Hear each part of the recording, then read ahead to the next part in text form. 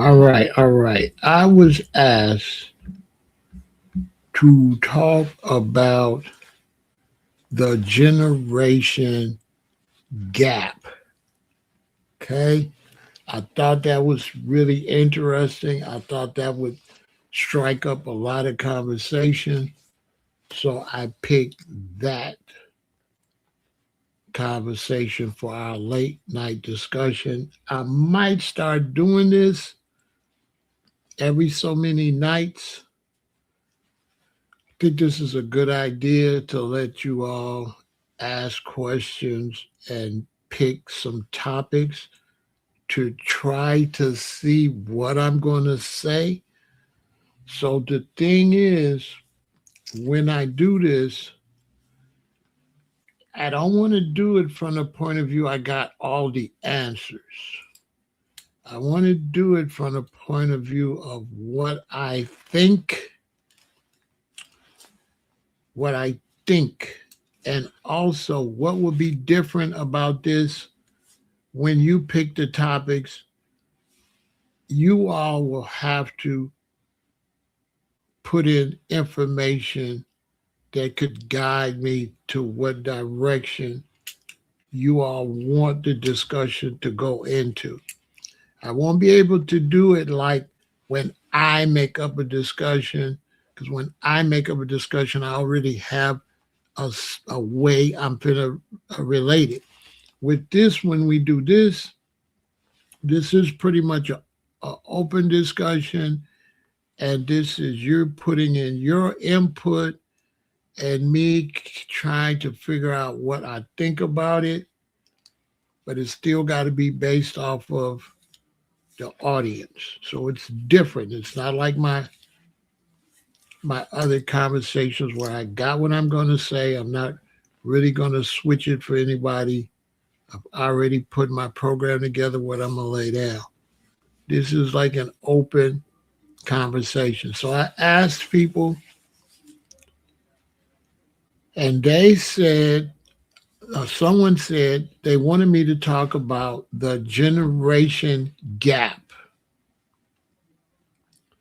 And I thought that was very interesting because I'm thinking this is something that the viewers might really want to discuss. So, Chris, don't sit back, get involved because you got to kind of help direct this because this is not my typical conversation. So, I don't have anything prepared. Um, a lot of times when I do these things on my own, I already got something in my mind I want to get off my chest. With these situations, I don't have anything that I want to get off my chest for this because this is not my conversation, so it's not prepared. I don't have point A, B, C, D. But when I do my conversations, I have point A, B, C, D already laid out. That's why I'm firm in what I be saying. But with this is a suggestion from the viewers. I ask, and I'm going to do this more. What do you all want to talk about? Somebody said the generation gap. So let's get started. So the first thing is I have to find out where are you all at with the generation gap? Because for me to just come out and start talking, that'll be out of order. So let me ask the chat, what do you think about the generation gap? What do you want to know about the generation gap? And then I can go from there. So in the chat, what's your thoughts on the generation gap? Where's your mind at with that? In any type of direction, in any kind of way, if you have any kind of thought about a generation gap, put it in the chat so then we can build a discussion off of that. Because I gotta know, because this was suggested, I gotta know I have no direction. So I got to know, what direction are you expecting me to discuss this? How do you look at it? What is the generation to you? Generation gap. What is that from you all's point of view? What do you think about the generation gap? Do you think about a generation gap? Is a generation gap affecting you any kind of way? Do you have any thoughts on the generation gap, the different generations? So we will wait in the chat till I began to get some feedback, and then I will talk from there. I'm not sure who asked me to talk about that, but it'd be nice if they come over here and let me know why.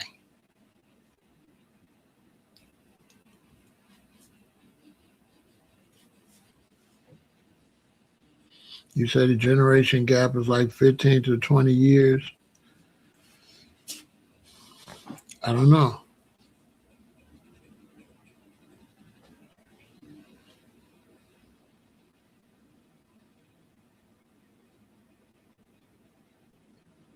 You came with the title because it seems like people are going from young to old faster nowadays, like they're still kids mental in the 20s, then all of a sudden old at 30. So, okay, so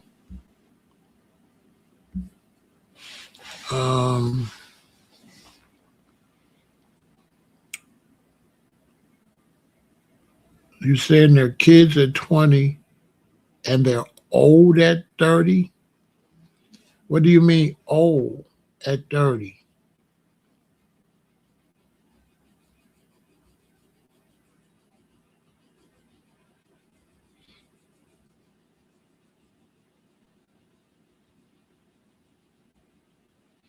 And then I'll tell you what I think about that.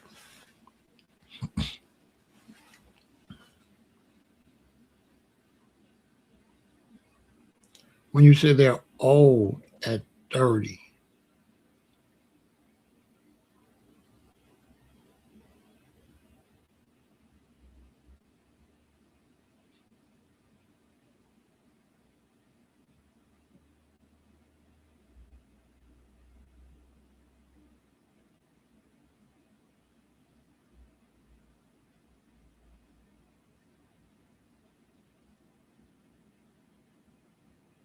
okay, so he says they think they think you old when you're 30 and kids when you're 20. The first thing is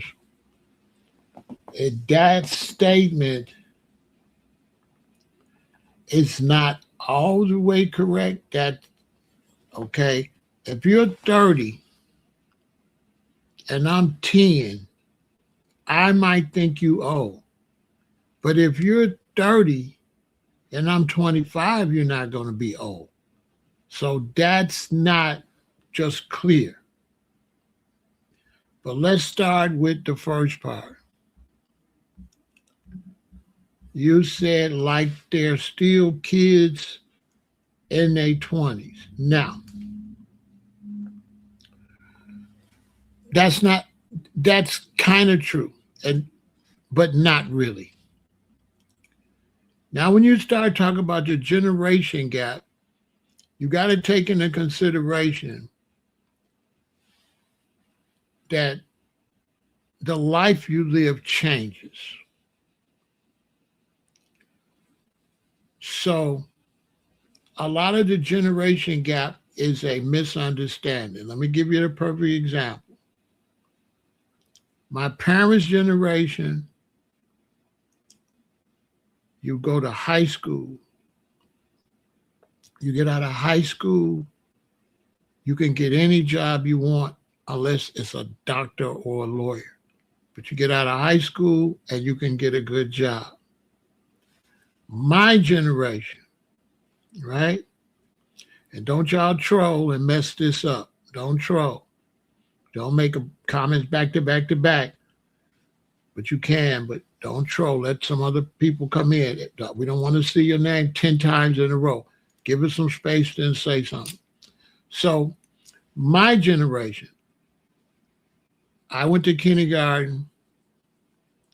When I got out of high school, I got a job at a book factory, and then I got a job at a stock exchange. When I got the job at the stock exchange, I'm like 19. At that job at the stock exchange, they began to bring in programs to send people to college to get more special training to get higher positions, which means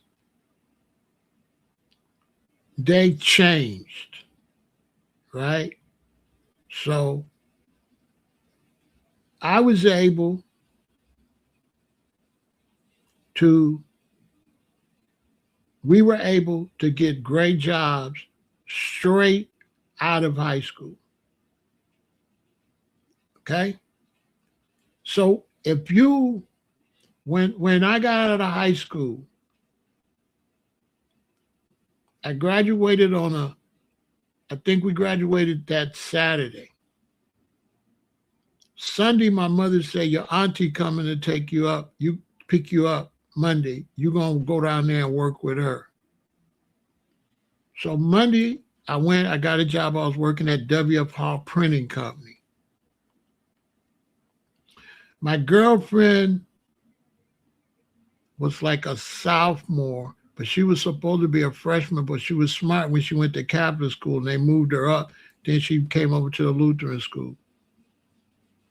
When I got out of high school and I got a job, that first year she went to St. Louis College of Pharmacy. And so she was back when I turned 19, and me and her got an apartment and we started working. So when I was 19 and she was 17, we were grown. Why were we grown? Because that society, you were grown. So you can't talk about the generational gap without talking about what society you grow up in. So in that society, when I grew up, you were grown at 18. Okay, y'all with me? You were grown at 18. You can get an apartment, you could get a job, you got your license at 16, right? Don't troll. Let somebody else talk. If anybody's trolling too much, I wasn't supposed to ban them. Unban Tyler. I just was supposed to delete a comment. Mods, unban Tyler. I don't think I blocked him. He's talking too much on top, and that just messed up the conversation when you're just fanatical like that. Give it some rest. Let somebody else respond. So you were grown at 18, right? You were grown. So now let's take my youngest daughter. My youngest daughter, same thing, get out of high school. But then she wants to be a nurse, so she goes to college. She goes to college 18, 19, 20, 21, 22. So technically, I'm grown at 18. She's not grown till 22.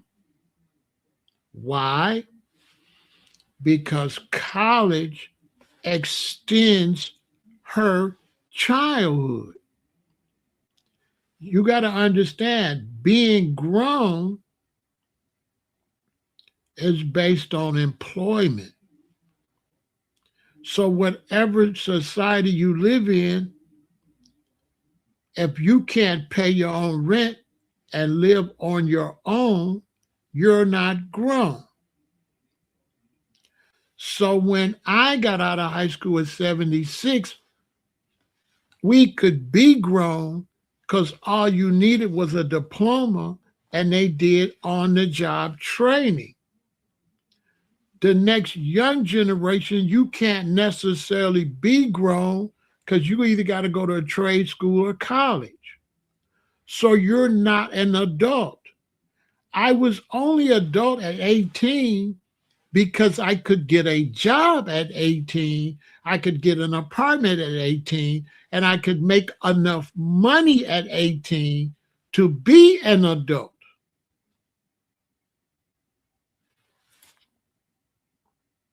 Okay? So when you say,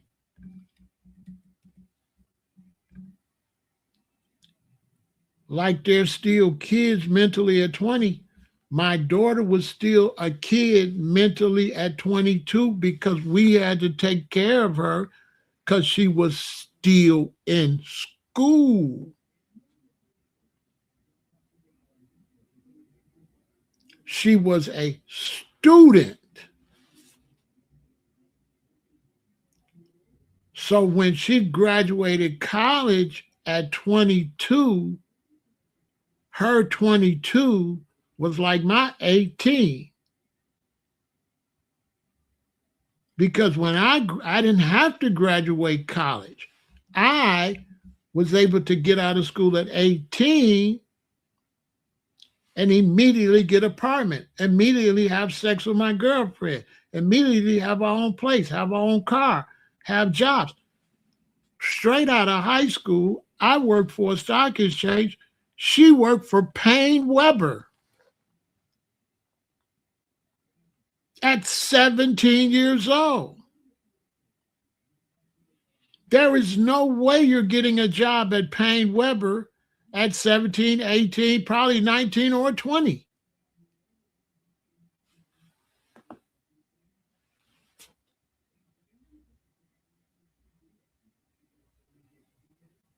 So that means childhood has to be expanded because our children can't be grown.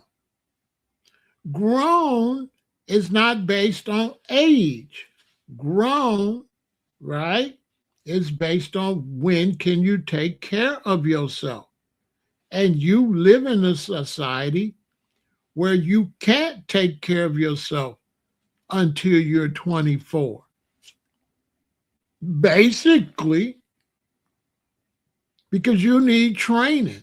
The earliest you could be grown, get out of school at 18. If you can find some program for plumbing or something, the earliest you could be grown is probably 20.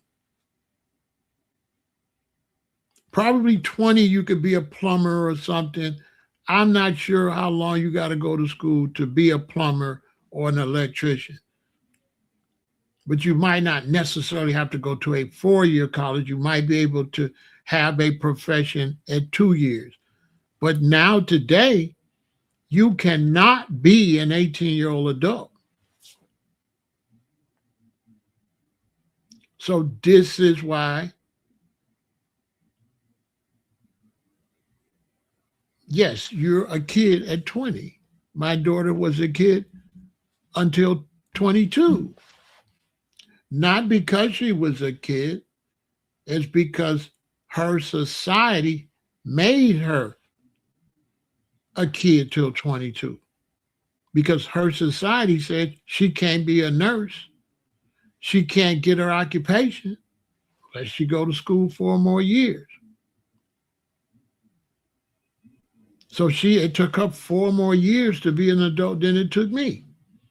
I could get out of school and immediately be an adult. She got out, she went to school. Me and her mom had to take care of her. She can't go to college and do nothing for herself and study and go to school every day. So she's still under us, me and her mom. I had to pick her, take her to school. I had to pick her up. She wasn't even really able to have time to really get her driver's license and all, get a car and all that, and she's away at college. That college to for medical school is a lot. So there were no time for her to develop any adult practices. There's only time to get A's on those tests and go and deal with school activities. And so now all the college students, they're all kids. They're not adults. Their parents are responsible. Whereas when I got 18, that was it. I didn't need my parents anymore. My daughter needed her parents till she was 22. I didn't need, as soon as I graduated, I didn't need my parents no more. Because I graduated on Saturday. I went to work Monday. And a good job where you get a raise every year. And I could have worked there and bought a house.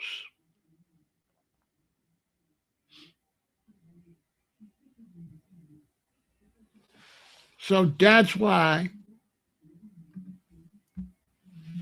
that's got you confused, because of college, because of the type of education you all have to get right now to be an adult.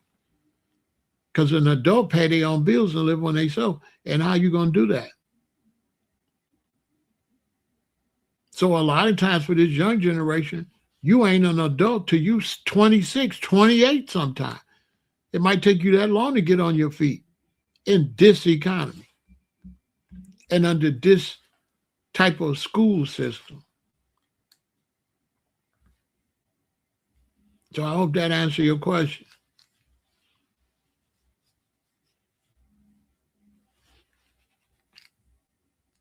So when you go to school and you do all of that, and the reason you look old, the reason she's old, because she come out now, she's working in hospital like an older person. So it does appear she's old quicker because she had to be young longer. So let's say this is old and this is my young. So let's say 30 is, because 30 is old if you start working at 18. It's not old in terms of an old person, but yeah, you super grown at 30. So if I get out of school at 18, by the time I get and start working, by the time I get 30, I've been working 12 years. If she gets out of school at 22, she gonna be that same old I was, only in 8 years.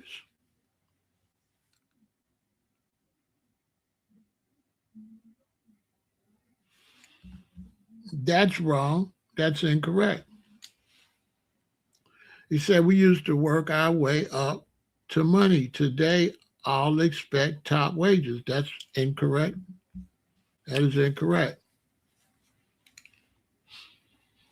This has nothing to do with age. You only can get certain jobs with certain education. You are not getting no top wages without education. So you can't compare somebody that get out of school like me and you can go work for a factory and make a lot of money to a generation where you can't do that.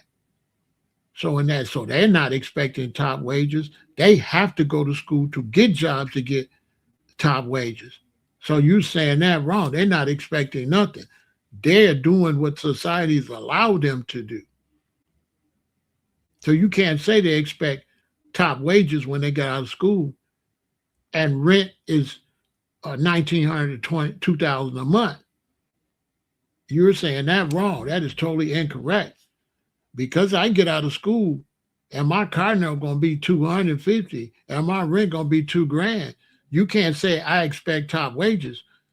Why you don't say the rent people expect top wages? What? No, I don't expect top wages. That's not even top wages. I can't even survive on that. So you're totally incorrect. They're expecting the wages that they need to have to afford to survive in this society. Say it the right way. Don't say no kid to get out of school got to pay $2,200 a month, $200 a month car note, maybe three. What's that? $2,500 a month. Phone bill. What's that? $2,600. Car insurance. What's that? What we looking at? $3,000 a month. What are you talking about? What they supposed to expect when their bill's gonna be $3,000, $3,500 a month. That's without food, no entertainment. What? So you saying that wrong? You making it sound like, oh, they don't expect nothing. That's required. That's required to get more money.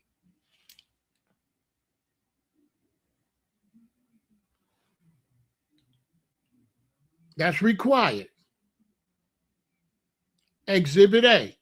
When I got out of high school, I started working at a book factory. I got a 2-bedroom apartment. Put it in the chat. How much did me and my girlfriend have to pay for rent? Put it in the chat. In 1977, when me and my girlfriend got a 2-bedroom apartment, how much was our rent? 2-bedroom. Put it in the chat. Put it in the chat. $250 a month. $250 a month for a beautiful 2-bedroom apartment. $250 a month for a beautiful 2-bedroom apartment. How much is my baby girl, my daughter's apartment? What would a 2-bedroom apartment cost my daughter right now? $2,500. Maybe she could find one for $21. You know the difference between $2,100 and $250? So how could you say she expect top wages?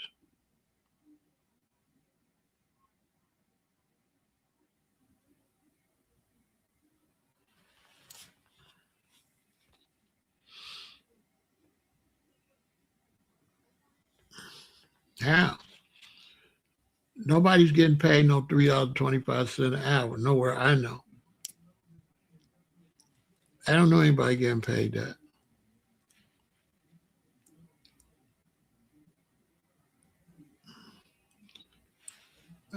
That's not minimum wage. Somebody look up minimum wage in Chicago so we can get some more facts. I don't want no make-believe stuff. What's minimum wage in the city of Chicago? It ain't no $3.50. More than that. Nobody would be able to survive on $3.50 an hour. That same apartment would be $2,500 a year, 10 times the amount.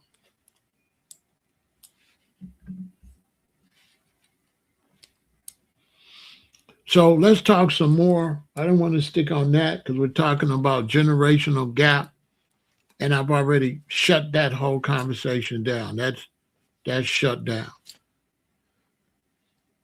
because things change. So the next generation cannot be like the last generation anyway. Every generation has to be different. They're under a different economy.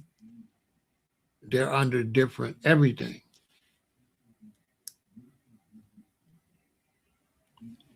So what else? What else y'all want to talk about in terms of the generation gap? Because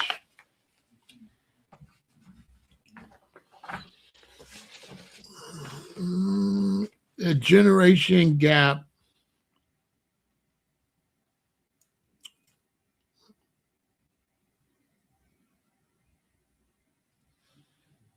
it's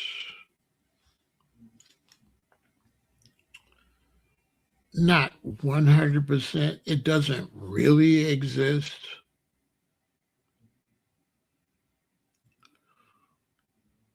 that I know of, and I got 6 children, and we don't have a generational gap.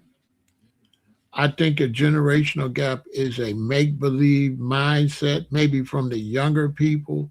I don't think older people believe in a generation gap between the younger generation.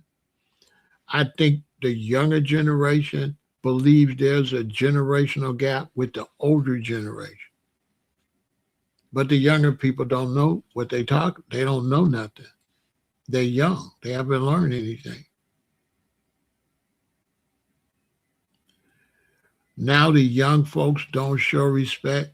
They absolutely do show respect.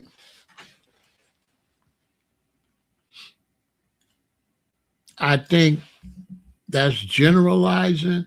And what I think they do is they'll post some wild kid on social media and act like that person is a representative of the young generation.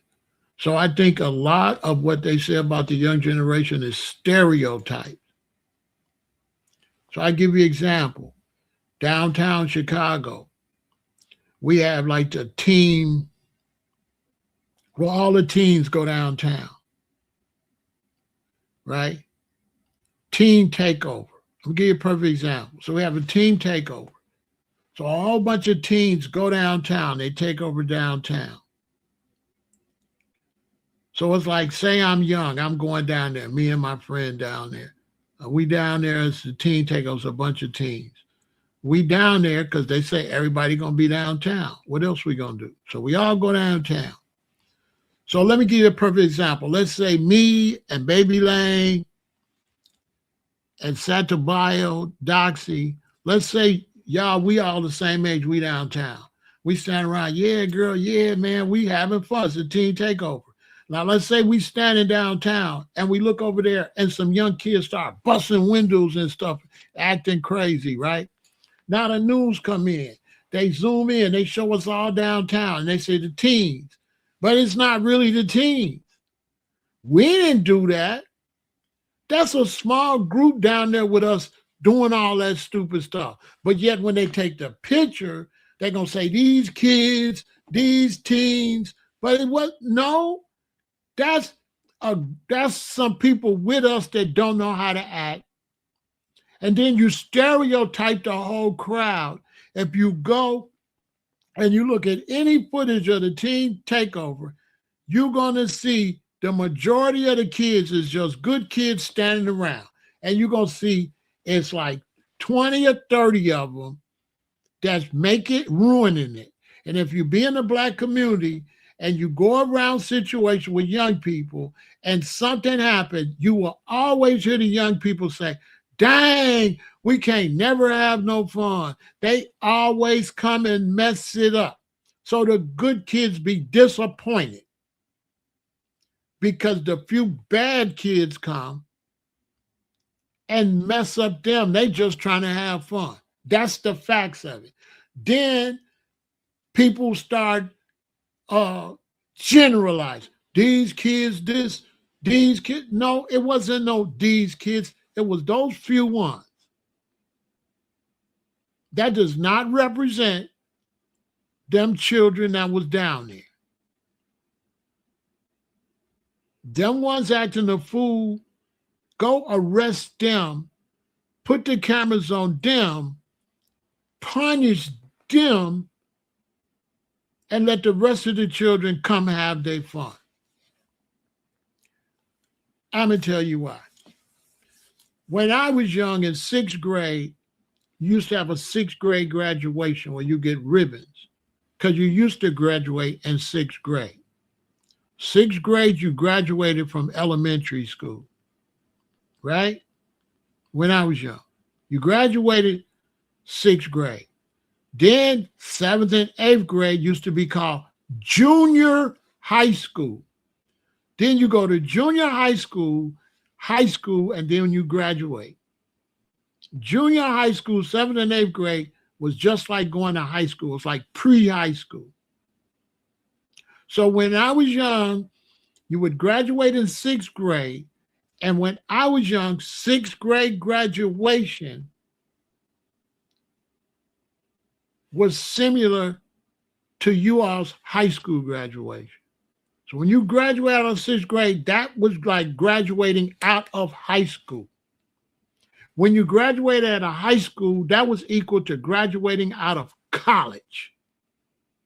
I'm just showing y'all how the times change, the generation changed, not the people. So when I was young, sixth grade graduation, they would have a sixth grade graduation. We would get ribbons, and you would have all your sixth grade mates sign your ribbon. And the whole Chicago would be open to the sixth graders. So that weekend, we all go downtown. Downtown Chicago was all sixth graders. Anybody tell you that? 1970, 1972, 1970, 1969, 70, 67, 69. Listen, I know this is hard for you to believe. And you would leave home and we would go get on the bus. Your parents don't drop you off. No. You're like little adults. In the whole downtown Chicago would be sixth graders. We had at least 8 or 9 movie theaters down there back then. The State and Lake, the Loop, I could keep naming them. We would all go downtown. You wouldn't see no fight, no arguments or nothing. We all be dressed up, take your little girlfriend. A girlfriend wasn't nobody that you might just kiss. You weren't having no sex or nothing. What the hell is that? Then all of the adult clubs, the CashApp PharaohElAton, the dating gang, all of the adult clubs would have sixth grade parties. So the adults still coming at night, but they would open up in the daytime. Like the party would go like from 5 to 7. And they would have the cocktail drinks, but it'd be like lemonade and stuff in them. The same glasses and stuff adults use in the bar, but it would be like lemonade. And we could go to all the clubs and be full of kids. And we'd go downtown, it'd be full of kids. I remember I got my first tailor-made suit and took a girl from the next block. And I think like 4 of us couples went. We took the bus from 115th to 95th, went downtown, watched some movies. Afterwards, you go to them little shops, buy your little girlfriend something to eat, some snacks or whatever, a little ring or something from a little store down there, and then you come back home. Sixth grade. And your parents treated you like you graduated out of high school. It was a big deal. Sixth grade graduation was a big deal. And high school, I graduated out of high school in 1976. That was equal to college graduation today. Anybody will tell you, when you graduated out of sixth grade, out of high school, you had made it. You're ready for a job. And the whole America honored that.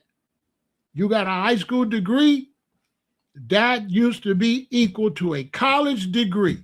If you had a high school degree, you could work anywhere except a doctor or a dentist or somebody that needs special training, an electrician or something. But all these other jobs, name it, bank, any business, you could work at it.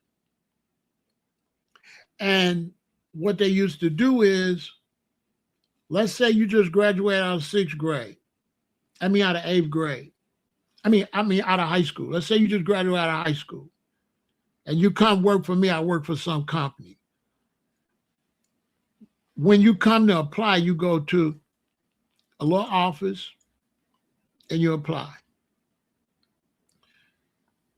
The fact that they're going to hire you and there's an opening, when they say there's an opening, you go to the personnel office. They don't have those no more. You used to go to any company and go to the personnel office and apply for the job. If they tell you come in Monday. What that means is the position they finna give you Monday, they're going to train you for 2 weeks. That means that the person got that position is finna go to a higher position in 2 weeks. So if they hire you for a position, that means, and it's a position I'm at, that means they already moved somebody. They're finna move somebody up in 2 weeks. I'm finna move to that position and you're going to do my job. So they bring you in 2 weeks before I move up. I train you on the job training how to do what I'm doing. Then after 2 weeks, I go to the next position. And so I started working for the United States Treasury Department straight out of high school. I went, they had a lady show me what to do. She moved up to the higher position, and now this is my position. 19 years old, the United States Treasury Department. I got my own apartment, got my car, I'm grown. Your parents looked at you as grown.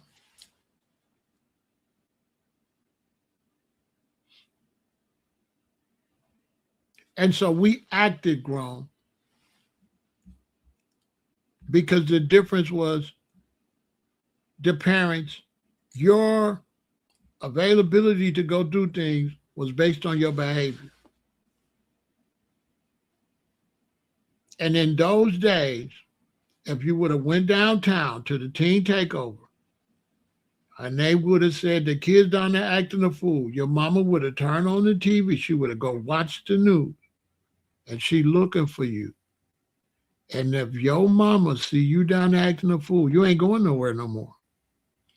Also in those days, with the teen takeover, where they down there acting a fool, when I was growing up, they would have bought the paddy wagons. They would have grabbed everybody acting a fool. They would have took them to jail, and they would have called a mama. And in those days, your mama would have came to the jail, and your life is over. You can't go outside no more. You was a dog. You done went down there and embarrassed your mama. And so the parents is not good parents anymore. And so when you talk in terms of generational gap and you want to start talking to children, what about you new parents that ain't shit and you know your grandmama was a better parent than you?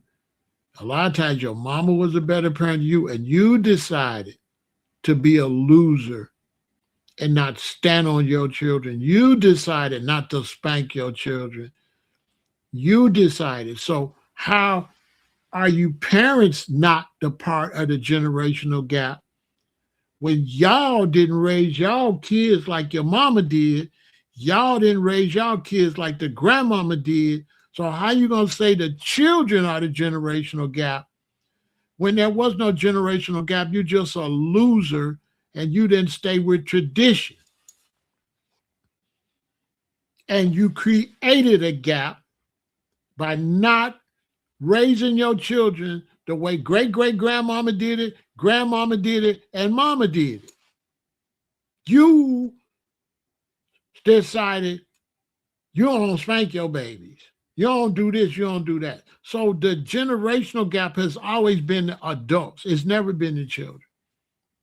If you see a gap between the children and the adults, it's going to be between the children and the grandparents, where the parents ain't shit. Facts.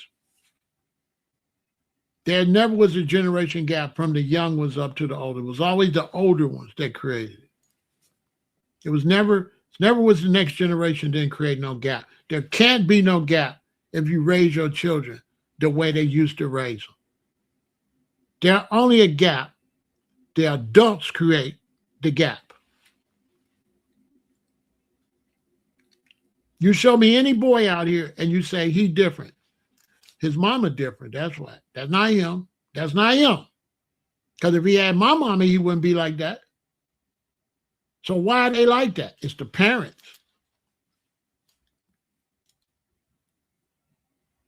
The parents become bums and not good parents.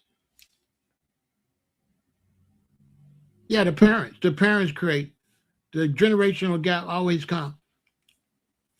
Because when I was coming up, my parents and them never talked about no generation gap. White people created the generation gap because their kids became hippies and all that, and they didn't like that their kids was hippies and shit. But we never became hippies. So that's a white thing. Generation gap is a white culture.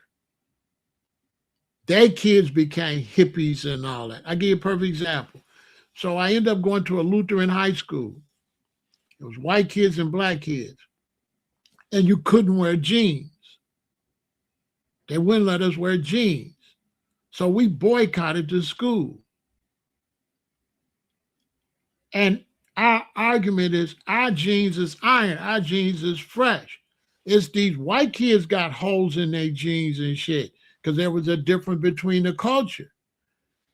They banned jeans because the way the white kids wore the jeans, it looked unprofessional. It didn't look like you was in school.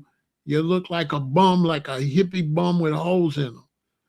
We come to school, we got on, our jeans is pressed to the max.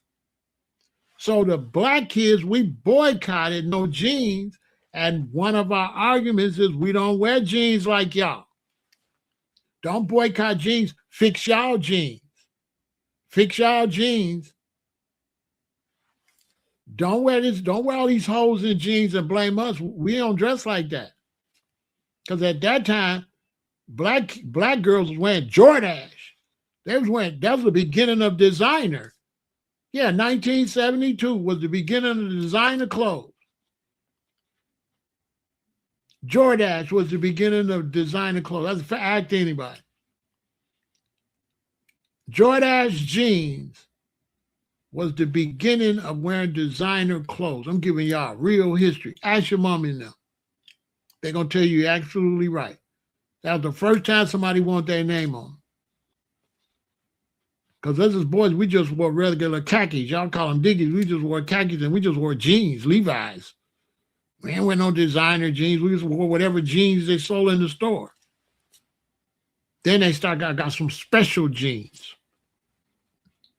And they overturned the ban. They let us wear jeans because we boycotted the lunchroom and didn't buy nothing in the lunchroom. And it was a private school. They needed that lunch money. So I said, hey, we need their money.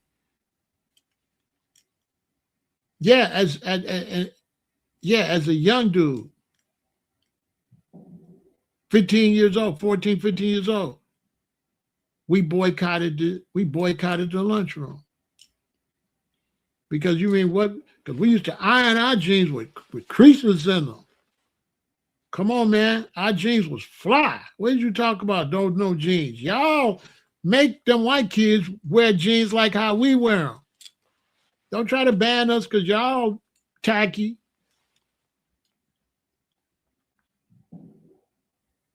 But as far as the generational gap, there was absolutely no generational gap between me and my parents. Not that I can remember. Because my parents came from Alabama. And let's look at the music. My grandmother was raised on what? Soul music. What was soul music? Soul music was gospel that was singing more about relationships and stuff. So soul music was like, your precious love means more to me than any love would ever be. My mom and them came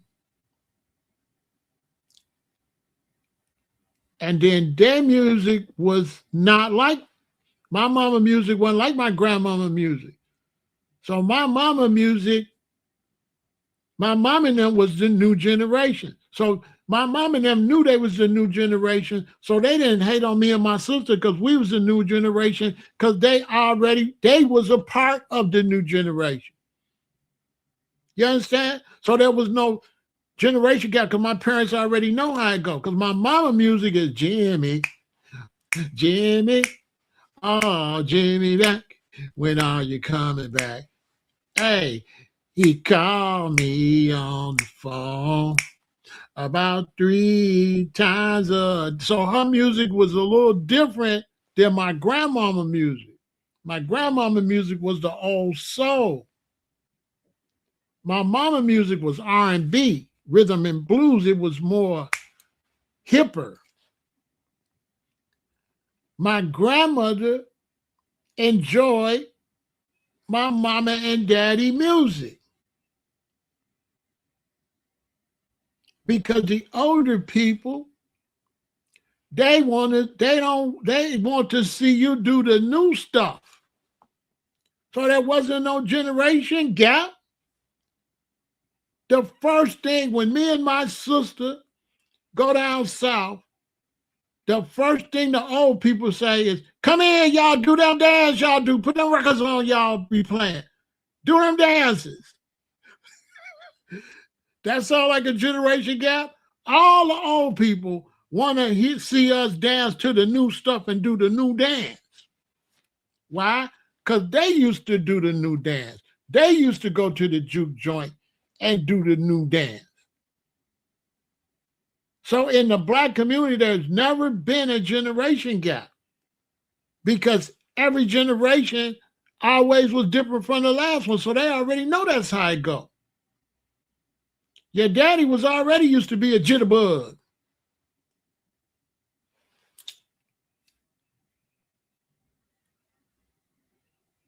And my daddy would sing all our songs wrong. He just say whatever it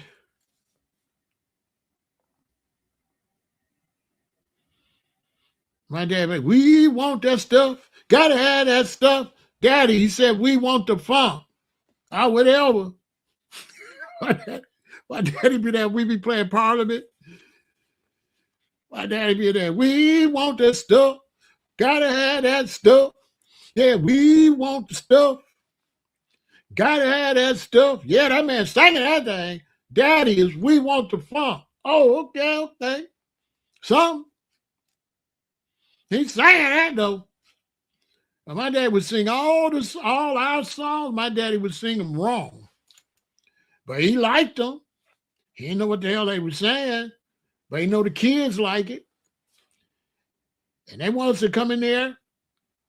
I used to DJ, so I used to play all their songs. And then they want us to play our songs and come do our dance. Everywhere we went to family functions, the highlight is they call the kids in there. They want the kids to put on that new record and do whatever. They don't know what it is, the thingamajig. Y'all come here and do the whatchamacallit. I like, what generation got? They had a kick out of us. I don't know, sir. I'm telling you the facts. Them old people, they wanted us to do whatever we was doing. They didn't know what it was. They don't know the record or nothing. But they want to see that. So I never seen a generation gap in my life in the Black community. I've never seen it. Never.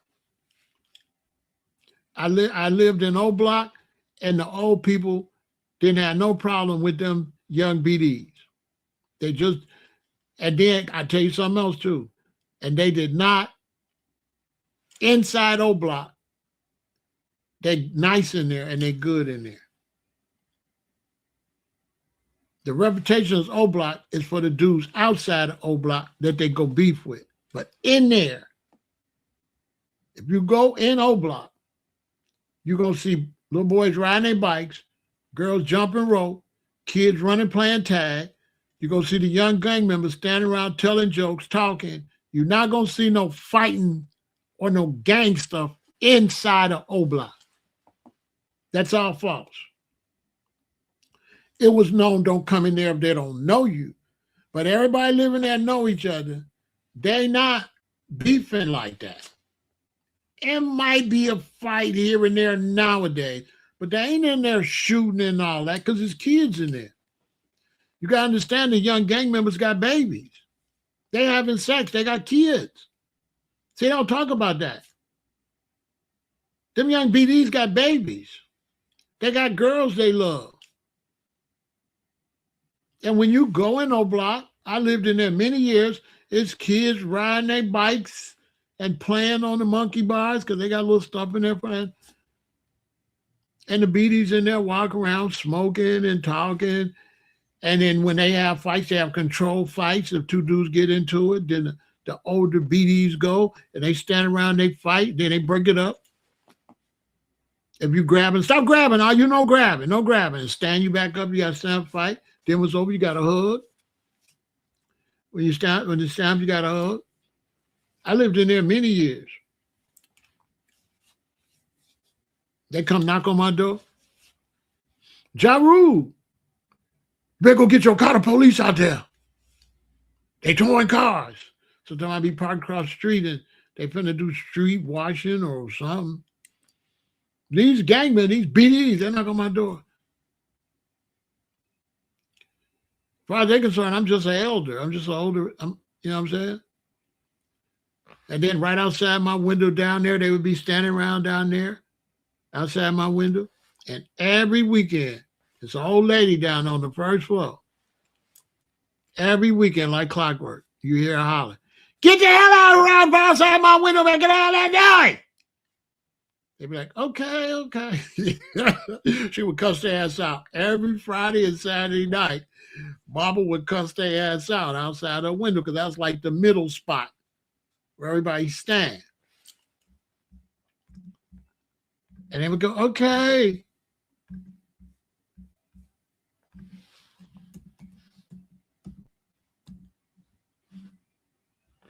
Okay.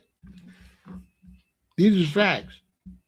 Every Friday and Saturday night, Mama would cuss them out. There was no generational gap. She talked to them just like they her kids or her grandbabies. This is where I was at, the second window right here. The second window on the left. You see the edge of the window to the left? You see that bottom window? That's where she lived at. I was there at the second window on the left, the first building there where you can see the white. I lived there many years. Right coming forward towards you, you can see an edge of a building, and you can see there's a window on the bottom. That's where she lived. And this grass center part is where they used to stand around, especially on the right where the tree is, where that tree is, and they be out there talking and stuff, and she would holler out this window, "Shut the hell up! And get the hell away from my window! I'm sick of y'all!" They're like, okay, all right, okay. And they was me. Every Friday, Saturday night, she cussed their ass out. Because this is a place, this is where they used to fight. This is where the ones that's the older would have they orchestrated fight. Not no wild fight, because you're supposed to be BDs, so you the same gang, you can't hurt each other. This is where O used to be. So O got killed, they named it after O. Well, O got unalived, I guess I got to say. I don't know if I can even say that. So O, I remember him when he was a little boy. Now, when we moved, that's when they unalived him, and that's when they named it O Block after the little brother that used to be here. Because the leader of the gang might be, he ain't the leader of the gang, but he's the leader of the boys outside. So he might be 17. He might be 17, 18. They all 16, 15, 14. Oh, he used to be there all the time. You know what I'm saying? I walk in and out here all the time. My license plate say Ja Rule, so they call me Ja Rule because my license plate. Hey, Ja Rule. What's up, Ja Rule? And it wouldn't be no nonsense. As a matter of fact, if you look all the way down to the end, you see some people standing there at the tall building back there.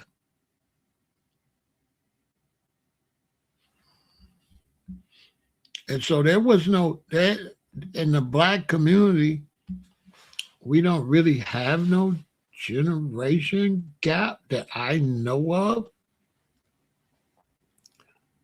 That I've never seen it. I'm, that I know of. I've never seen it. Most of the people, older black people in Chicago, they know a bunch of good kids. So they don't say it's the kids because we know that it's a bunch of good ones, and then it's the gangbangers. Then that's the thing too. You got gang members and you have gang bangers. And gang bangers are not gang members. And there's only a few gang bangers. And a lot of people in the gang don't hang out with the gang bangers. And so people don't, they think it's the whole gang because they don't know what a gang banger is. A gang member is not a gang banger. So a lot of times if we in the gang and stuff and we standing out there, we all BDs or we all moles or we all foes and we standing out there. And let's say Rodney and James is gang bangers. They always shooting, they always doing stuff. We out there, we say like, here come Rodney and James. A lot of people be like, okay, I'm up, man. Man, let me get up, man. Here come Rodney in there with that bullshit. And a lot of gang members will leave when the gang bangers come. I'm giving you real street information. A lot of gang members leave when the crazy ones come. Is that Rodney? I mean, I'm up, man. Dude be tripping. They'll say, dude be tripping. Nobody want to be around and all that. Gang members don't be gang banging. That's why they call gang bangers. Gang bangers aren't gang members. Everybody in the gang don't bang. It's a few, only a few get bang. Everybody's not King Von. That's why King Von. Everybody already know that. Dude tripping. Every BD not King Von. King Von on that. Shorty was on that. That's why he a legend on that. Because he was catching hella bodies. But he do not represent the BDs. He represent King Von. Okay, let's get that part straight. Let's get that part straight. Because Duck wasn't on that. Like Duck could get out, but Duck wasn't gang banging. Duck was in the music. FBG Duck, he wasn't banging. He'll get down, but that's not, you know what I'm saying? I think his brother was worse than what it was doing that type of stuff. But I don't know if his brother was a gang banger either. I think he was a shooter, which is something different. All right, what else we got? Ask me some more questions so I could break this down.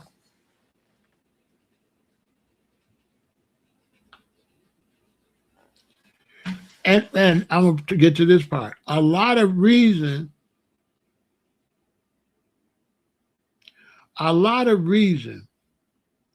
young people think it's a generation gap sometimes because young people be thinking they doing something new.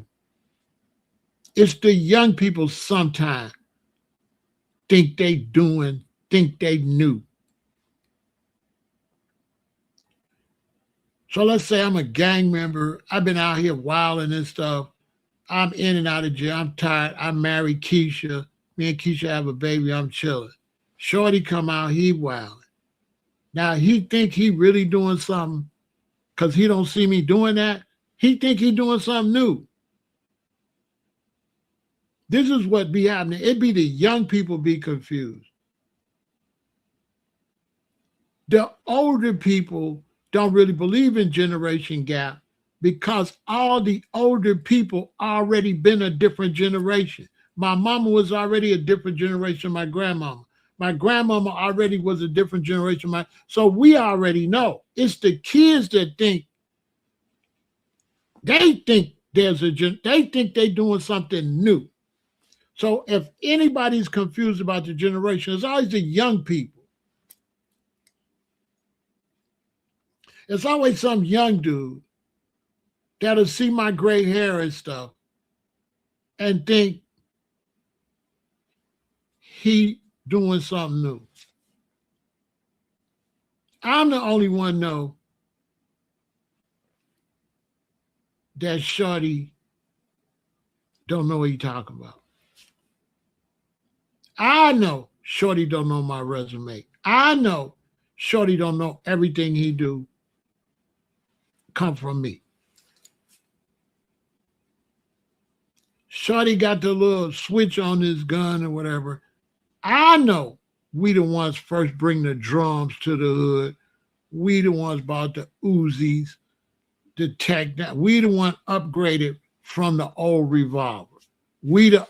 My generation is the upgrade generation. Now Shorty and them upgraded, but they don't understand we the originals of the upgraded. My dad and them generation was like a 38, right? 45 revolver. Our generation was the Tech 9, Uzis. Then the next generation, they get the switches and stuff, and they believe they invented it. They invented the wheel, right? Right? The generation gap is the young people believe that. No older people believe in no generation gap. Not really.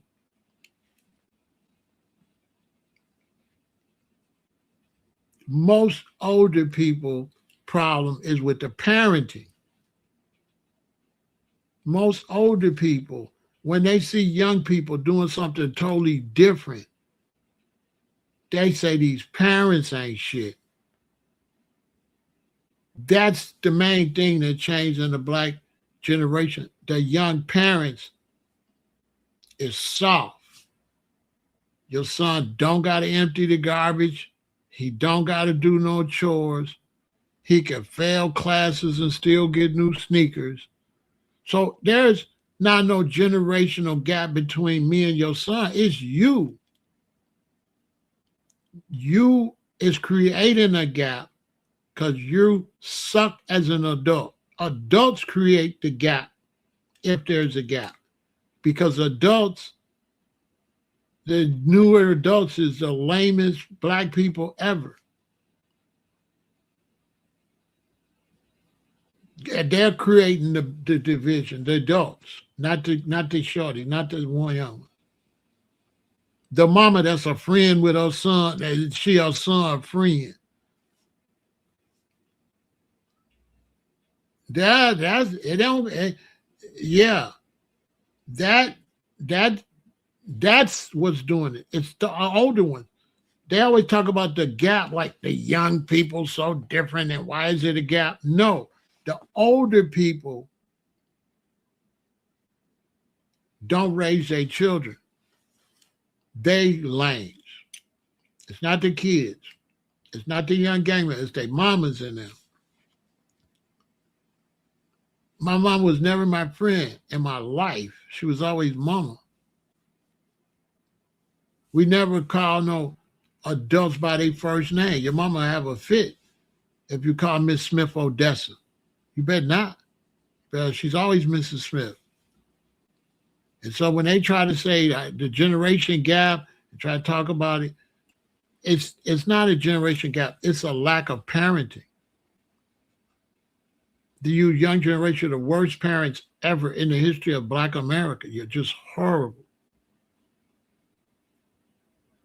You're just horrible. Your children can do stuff that's unbelievable.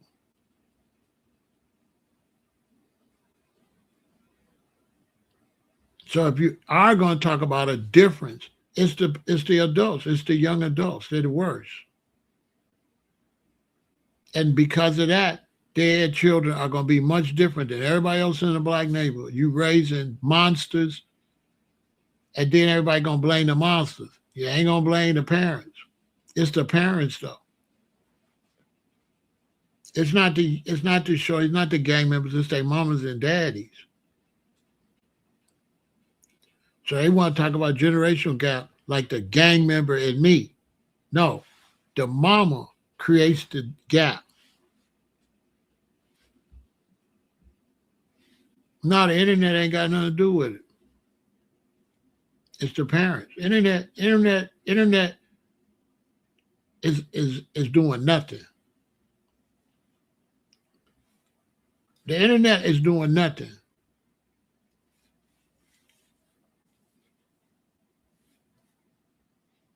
The internet is a scapegoat for the parents. The parents suck. How you on the internet doing? How you on the internet see something? How you can go outside and do it if you got good parents? If I'm a young dude and the internet's saying crazy stuff, if I got good parents, can I do it? If I got good parents, can I see something crazy on this internet and do it? Simple question. If I got a good mom and daddy, can I see a fool on this internet and go do what that fool doing with my mama and daddy? Is that going to fly? Put it in the chat, yes or no. Put it in the chat. If there's some clowns on the internet and I got good parents, can I do what them clowns doing?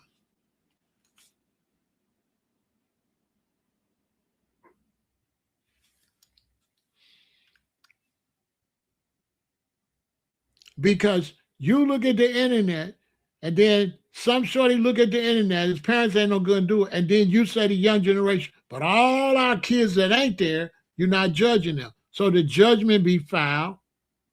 Because let's say you got 10 messed up kids and 1,000 good kids, and 1,000 good kids is at home, and 1,000 good kids is going to school, and 1,000 good kids is quiet somewhere, and the 10 bad kids is outside doing stuff.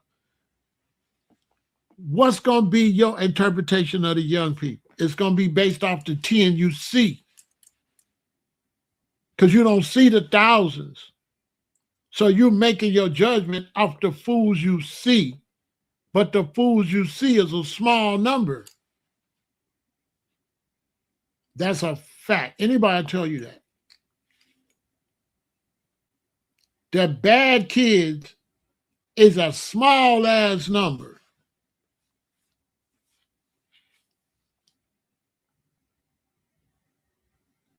It's nowhere near as many kids not going to jail as is. Them kids go to jail as a few, comparatively speaking. Them kids ain't going to jail. They at home talk about stupid ass Johnny went to jail again. The most kids, they not going to jail. That's a fact. They don't want to tell you them statistics. When you go to high school anywhere, the ones that's going to jail and gangbang is a small number out of all them kids that cut out to that school. That's a fact. Ain't no 80, 50% of the kids at no school going no damn jail. It's a small number. If it's 13%, that's high. Out of 100% of kids going to school, I'll give you 13%. Ain't no 50%. There's no 50% of kids at no school won't go into jail getting in trouble. That's a fact. It's way less kids. And I've been in the kind of jail, I see them come in there. Ain't no whole bunch of kids coming in that school wing like that.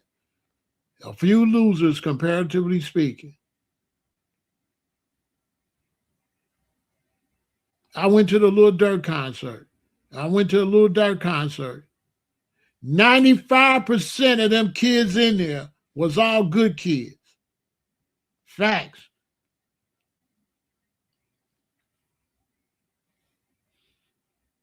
When I used to go up to the college and pick my daughter up, and maybe sometime a friend need a ride back, and the mama contact me, I say, y'all pick her up too. When I pick up my daughter and her friend at the college, going to pharmacy school, going to medical school, and they get in the car and they put the aux cord in and start playing music. Guess what they play? Chief Keef, Dirk, all that. Is they about that life? Hell no. The majority of the kids that listen to them is the good kids. The bad kids ain't even listen. Bad if y'all want me to listen. The bad kids ain't listening to NBA Youngboy like the good kids. I'm the good kids listening to that. If you go to NBA Youngboy concert,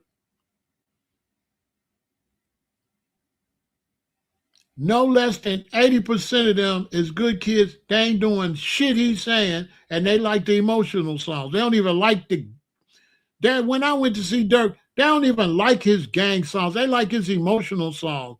And I don't know why she left me and she broke my heart. That's what they like. They ain't really care nothing about them other songs. They like the beat because he started hyping up. They like that. Hey. But what he's saying, they could give a damn what he's saying. My daughter was there and my stepdaughter was there. And they ain't on none of that. And they couldn't wait to go see him. And they worked. My stepdaughter got children. She ain't on none of that. But that's their favorite rapper. Well, my daughter's favorite rapper is Chief Keef. But they love Dirk, but they ain't finna do nothing. They're not finna do that. When is black people gonna be real?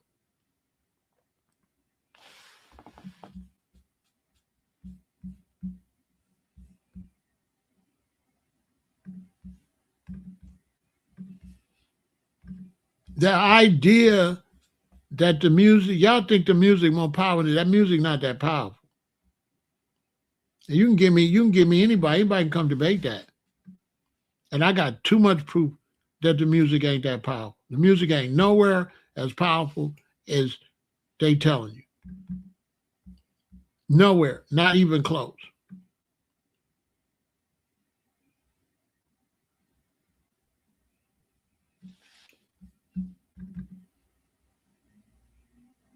Not even close.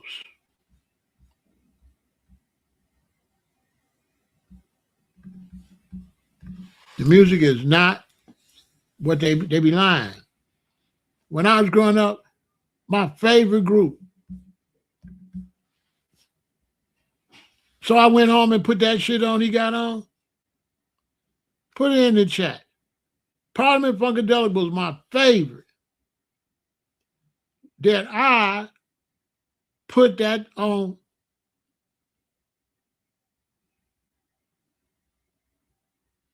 Did I go home and put that on?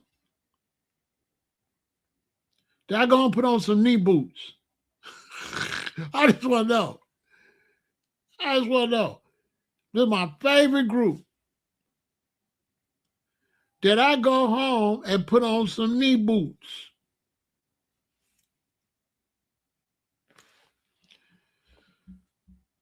Also, I'm going to be either in New York or Florida next month because George Clinton signed my albums and I'm going to get them authenticated.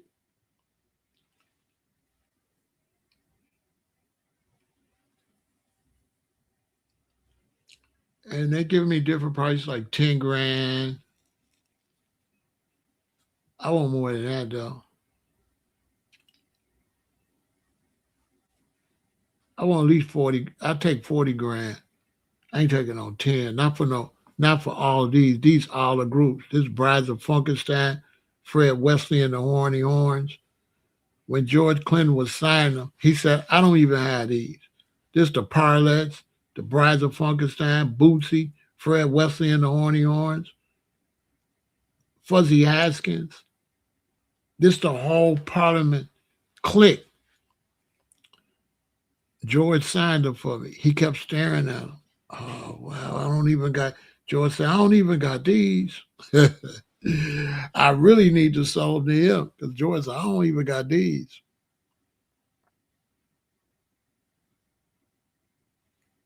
He was at the studio I ran home and got my albums, had them signed.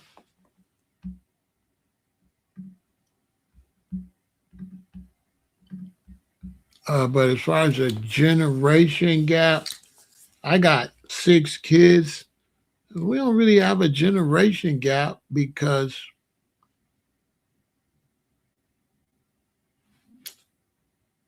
I don't think we got a generation gap.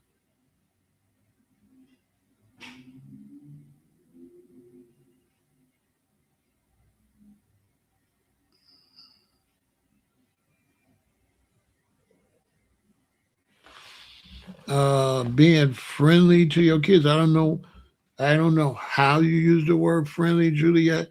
So it's based on how you use the word friendly. I'm not friendly to my kids. That's the wrong. Because I can only be friendly to a friend, and my kids ain't my friends. My kids is my family. So the word friendly is the wrong word. How could I be friendly to my son? Friendly is for friends. My son is not my friend. That's my family. So it's just a misinterpretation of words. But I've dated women and women that's friendly with their sons. Them bitches is the worst mothers ever. And now I got to come out and put the law down because this bitch playing with this nigga. I don't like friendly mamas. I like nice mothers. I like motherly mothers. I don't like no person that's friendly with their damn children. I'm not my children's friends. My friends is my age. Period. I'm a grown ass man. If I'm raising kids and I'm 40, my friends is 40. Little boy, you not my friend. And so when you date women, it's the worst when they try to be friends. You know, mommy need to go get her some real friends.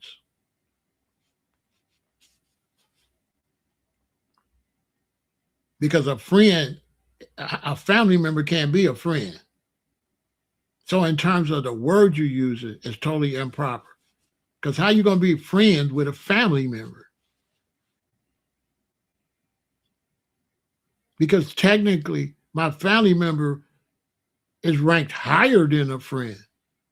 This is a friend. This is my kids. So when you say you're friendly, that's a demotion for your children. When you use the word friend for family, that's a demotion. This is a friend that you be friendly. This is your children. So how you going to treat your children like this? Your children up here. Stop being friendly and be a mama. Yeah, some of y'all believe in being your kids' friends, and your sons suck. They irresponsible, and you ain't no good mama. Most women that's friendly with kids are horrible mamas. They don't stand on no business. They don't discipline. They don't teach them nothing. They just kiki kaka.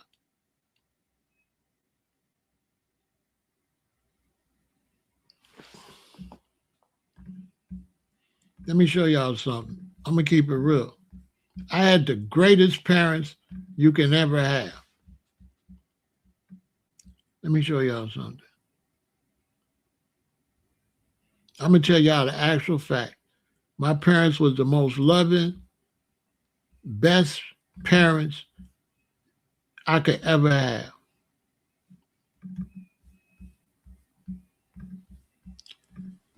Nice, all that. But I'm gonna tell you one thing. You see me, my sister, you see my mom and my daddy? I'm gonna tell you one thing about that my mom and daddy was not. Oh, they was not my friend. My mama and my daddy was never my goddamn friend. Emotional support, what they need emotional support, the hell you got emotional kids for? If your kids is emotional, you ain't raising them right. What the hell is a child supposed to be emotional? No. No, no, no, no, no. You mama. A friend ain't got nothing to do with family. That's why they say friends and family. You ain't never seen them say friends and family. Why they in two different categories? No, your view is wrong. There's only one view. We ain't got our own view. If you friendly with your kids, if you friendly with your daughter, she gonna be a horrible wife. If you're friendly with your son, he's gonna be a horrible husband and a horrible father. You're a mama. You don't get to be friends. You mama in the morning, mama in the evening, and mama at night.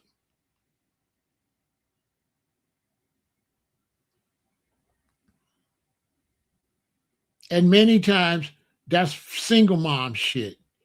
Because if you had a strong man, I bet you if you was my woman, I bet you wouldn't be our goddamn kid's friend. I'm gonna just tell you like that. I bet you if you was my woman and we had a baby, a son, I bet you wouldn't be his friend. I bet you that. You'd be his mama.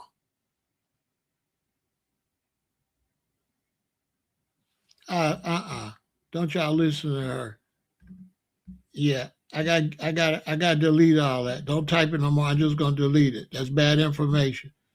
That's bad information. Don't listen to her. You listen to her, your son's going to prison.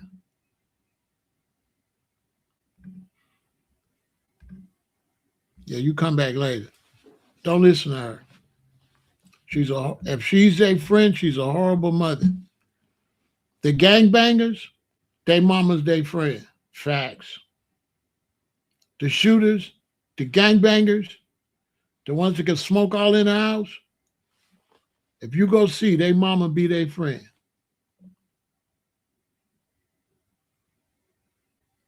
I'm talking facts. I ain't talking.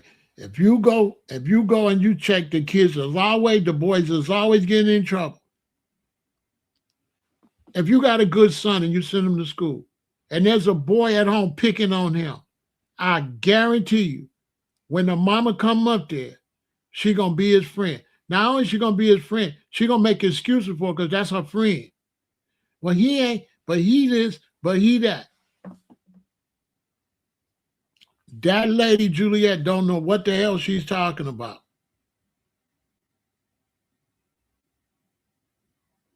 My mama was my mother. She downgrade mother to friend. Y'all believe mother and friend is the same level? I thought this was mother and this is friend. How the hell is you gonna put friend up there with mother? That whole concept is wrong. The fact she even taking a lower person and putting it with a higher person, she's totally wrong.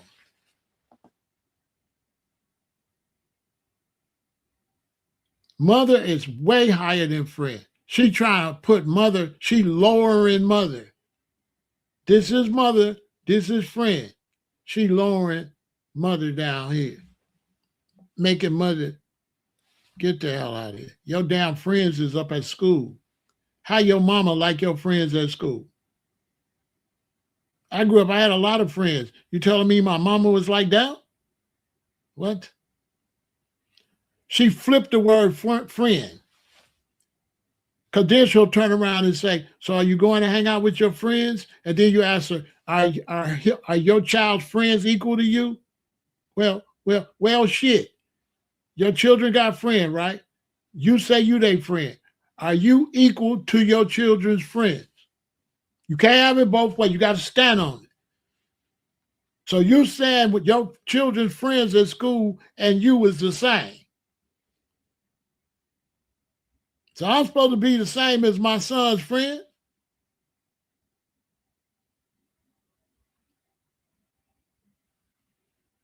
That's why these women can't raise no goddamn kids. Man, there gotta be a man in there.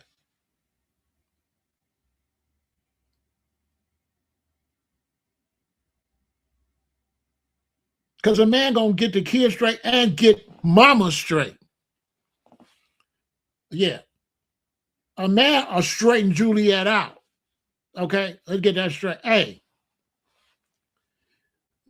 You ever meet a woman and she been friends with the kids? So now she been friends with the kids, now she dating you. So now you're trying to get some discipline. So now, especially the son, so we gonna go run up under his mama like a little B word, right? Because the mama is a free. He, okay. So now you never date a woman like that. If you meet a woman, especially if she got sons or daughters, and she's friends with the children, dump her because you will never get along with those children. Those children are going to make you miserable. Those children are going to be the worst thing ever happened in a man's life because they'll always be able to run up under mommy and she ain't going to hold them responsible for shit because she's emotional attached to the children. And she's not going to be no good mama and she ain't going to teach them nothing and she's not going to make them respect you because you're trying to stand like a father and she ain't no mother, she their friend. Never get in no relationship like that. When I meet a woman, if she ain't mama, we not dating. Period. If I meet with a woman and she's real friendly with her children, if she's not mama, we not dating. If she's not superior over them at all times, we not dating. Because they're going to be a headache. And the kids know that, and they're going to always play the mama between you. It's going to be a disaster. It's going to be a disaster. You're not going to be able to tell them nothing because they're going to run to their friend, their mommy, their friend. She ain't gonna stand on nothing. Because a lot of women, they'll get pregnant. A man get her pregnant. Say I got with a girl, I get her pregnant. She have a boy. A couple years later, I give her a girl. We ain't working out. We break up. So to make up for the fact that I broke up with her, she become friends with the kids. You understand? It's a psychological thing. So she become their friend. Well, it's just us, y'all, and right? So she become their friend. So now when the next man come, he got to deal with these coddling ass kids and their mama. And they a team. So it's mama and her friends. They three friends. And you the man. And they will never let you in that group. Ever. It'll always be them and you. Because she already taught them that we friends. So there's no room for them, for nobody else. And so she ain't gonna never be your woman. Because as far as the kids concerned, that's our mama. That's our mama. So when I come into a relationship with her, I let her kids know, like, no, that's my woman. Then it's your mama. Yeah. Y'all just got a demotion. Now, this my woman. We pay the bills. We take care of y'all. It's us, then it's y'all. Unless you going to go pay these damn bills. So if it's you and your mama, y'all go to work. All three of y'all. And I'll stay home. Yeah. Yeah, that way. So as soon as I see that, I'm dumping her. I don't want that headache. I'm not going to be no part-time daddy. And I'm not going to kiss your kid's ass to be in y'all little friendship buddy. I'm not doing that. Because I'm not no kids' friends. My kids grown. And we ain't no damn friends. We ain't never been friends. Because I love my children. I'm not throwing my children to the curb. I dump friends. I throw friends to the curb. So I ain't gonna be around my kids. Let's be friends. How many of us have them? We not friends. My daddy wasn't my friend. My mama wasn't my friend. And none of my kids was my friend. We not friends. We family. Family, friends. And you damn sure can't be friends with no boys. Facts. You can't be, and I tell you something else. You show me a woman that's friends with her son, and he gonna be honey child. Yeah, yeah. Yeah, he gonna be honey child. That's why so many of them run around. Because they mommy friend. You want me to go there? That's why there's so many of a certain type of men running around. Because they've been up under their mommy. You know what I'm saying? You never let a man anywhere near me who expected me to put him before my children. I didn't say put you. Let me tell you something. See what you said? She said, don't come around her and put his self before her children. Now, she said she never let no man come around her, which means she don't got no man. That means what she telling me is she ain't with their daddy. See, I know psychology, she ain't with their daddy, because if that's my son, right, how can I put my son before my son mama? So this a single woman, right? She telling on herself. Because she said she ain't never let no man come around her. Mean she ain't had no man. She had them 2 babies, but she ain't with their daddy. Because if she with their daddy, right? Let's do the math. It was my mom and my daddy, right? Who was first? I'm born 1958. My sister born 1959. When did my mom and daddy get together? Before we was born, right? So that means they was together first, right? So that makes me second, and that makes me third, and that makes her fourth. Or one, they won. That makes me number 2. That makes her number 3. Neither one of us rank with them because they had us. So they come first. This woman, right? They come first. Then us, right? So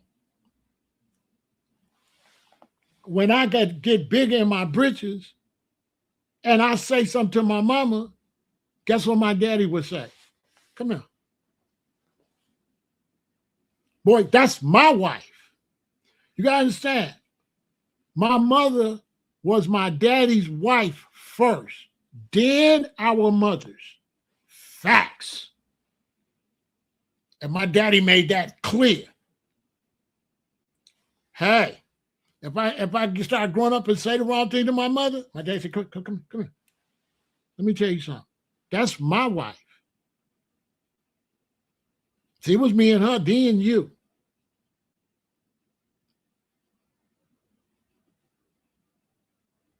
Now I can have another one. And I bought you in this world, I'll take you out. Don't you say, don't you ever. He didn't say, don't you ever talk to your mother like that. As far as my daddy was concerned, that's not your mother. That's your mother's second, boy. That's my wife. And he only had to tell me one time. My daddy did not say, don't talk to your mother like that. I can only teach y'all how I was raised. If I got just a little too big for my britches to my mama, it only happened one time. My dad said, come on. That's my wife. He let me know. That's your mother's second, boy. That ain't your mommy like that. She not yours. You know, but they're like, she not yours. She mine. And then y'all belong to us. And little boy, me and you, we not friends. We not friends. Yeah, little boy, Me and you not friends, little boy.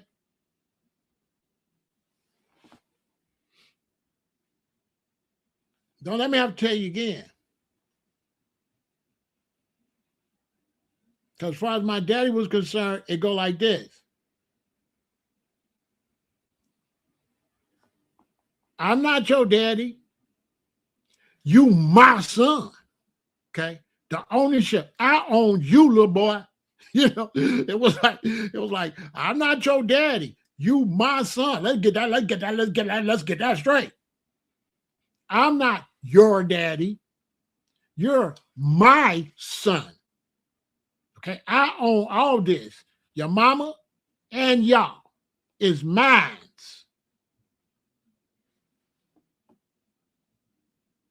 And your mama was mad before I know you. We had you.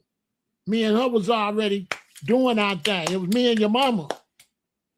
It was me and your mama. Then you. Then your sister.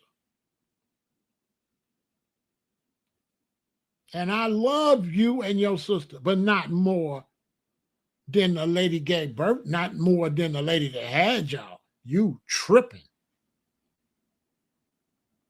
Now I done brought you in this way. I take you out. We can have some more kids. My dad told me that I was a little boy. I don't know what I said, but I ain't never said no more. I check. Got it, daddy. Got it. It's you and mommy. You know what? You right when I look at y'all, you know. And my mama looking at me like that. He gonna fuck you up. You know, my mama wasn't like my mama, hey, my mom was like this. My mom was like this. I swear on everything. My mom was like this. If y'all doing something crazy, I'm the mama. I'm going to get at y'all. Y'all my children. I'm going to raise y'all. But don't y'all play with Randolph. All right? My mama was like, if we play my daddy, my mama's vibe like, she don't got no control with that. If you go over there, hey, that was my mama. My mom like, with me, you get out of stuff, cool, I got y'all. I'm going to spank y'all. I'm going to do whatever. But now, if y'all piss off Randolph, I ain't going to be able to help. I can't help you. That's how I went on. That's how I was raised. My mama let it know, hey, you piss off the king of the jungle. I'm just letting you know you on your own. I done told you. As a matter of fact, when she would go pick him up from work sometime, my mom would take me to take us to pick our daddy up from CTA. And what I found amazing, she would look and he would come off of work sometime. He'd get off work. He'd walk to the car, he'd get in the car. Hey, y'all, we go home. But Sundays, my mom would go to the job. She'd wait. When my daddy come out the door across the street at the job, my mom would look in the back of the car and say, y'all be quiet when Randolph get in his car. Yeah. I always thought that was amazing. When I got older, I said, that was amazing. She could look at my daddy when he walk out the door. And sometimes she would tell me and my sister, y'all be quiet when Randolph get in his car. She could see if he was in a good mood or not. That's a hell of a wife, ain't it? I don't know what she's seen. He across the street. And when he would come out the door sometimes, I guess she knew his body language or something. But I know it's like a lion in the jungle when she would say, and she would be serious. She'd say, look, don't y'all say nothing when Randolph get in his car. Y'all be quiet. She was not playing either. And we used to do it because the way she used to say it, and on those days, he'd get in the car and he wouldn't say nothing. He would just be quiet. And when I got older, I used to always think about that. I was like, damn, she knew him. Like, you know what I'm saying? And I remembered a couple of times that our daddy spanked us with our mama, and my mama was almost ready to cry. For real. She was almost ready to cry. Because we didn't get a lot of spankings from my daddy. And you can guess why. Because his spankings wasn't like mama's spankings. His spankings like, oh, you done fucked up. You done went too far. You know what I'm saying? I don't get pregnant. You see, men, we don't have babies. That's why you got to have a man in the house. See, women have babies. So they going to look at it different. But we don't, you know what I'm saying? I ain't had none of my kids. I didn't meet my kids until I went to the hospital. Their mama knew them in the womb. That's the difference. That's what I'm trying to tell the queen. The mama knew them in the womb. So she got that connection in the womb. I don't get pregnant. I don't know you until she hands you to me in the hospital. And then the baby might know my voice, but the baby only know mama. You understand? That connection. The baby don't know you like that. So when I used to have my son, at one time his mother, we were selling these medallions, and this guy said, come down to the club. So I sent her down there because that's who he offered to come. And I figured her being a female, she always sold more than us. People always was more cooler approaching a woman. So I would send her to the club. She'd go make $400-500, and I would have my son. I forgot how old he was. He was little because he was still in one of them little things you sit him in, right? So it might have been, what, like 4 months?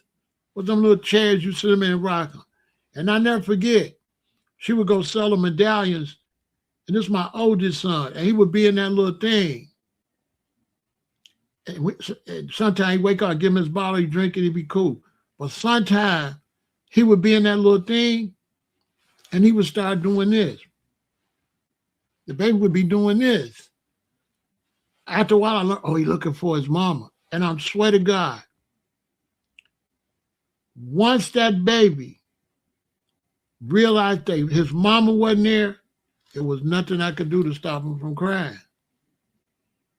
On my soul. And I pick him up, and he cried more like, I don't want you. You know what I'm saying? I don't want you. Finally, I realized I could put him in the car seat and get in the car and drive, and he'll fall asleep. So I learned how to put him to sleep because she got him in the womb.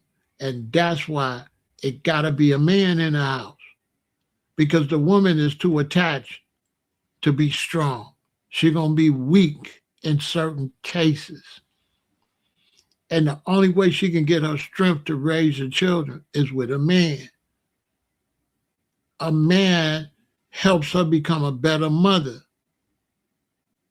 But her with the kids, she's going to be too goddamn weak. She need a man to be the best mother.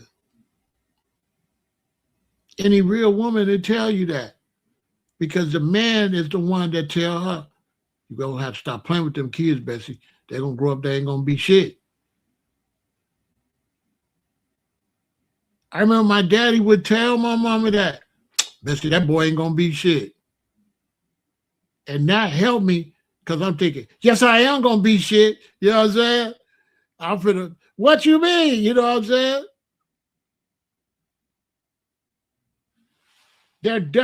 My childhood would have definitely been not as great without my daddy there. With just my mama there, she would have been too weak. It would have been too much.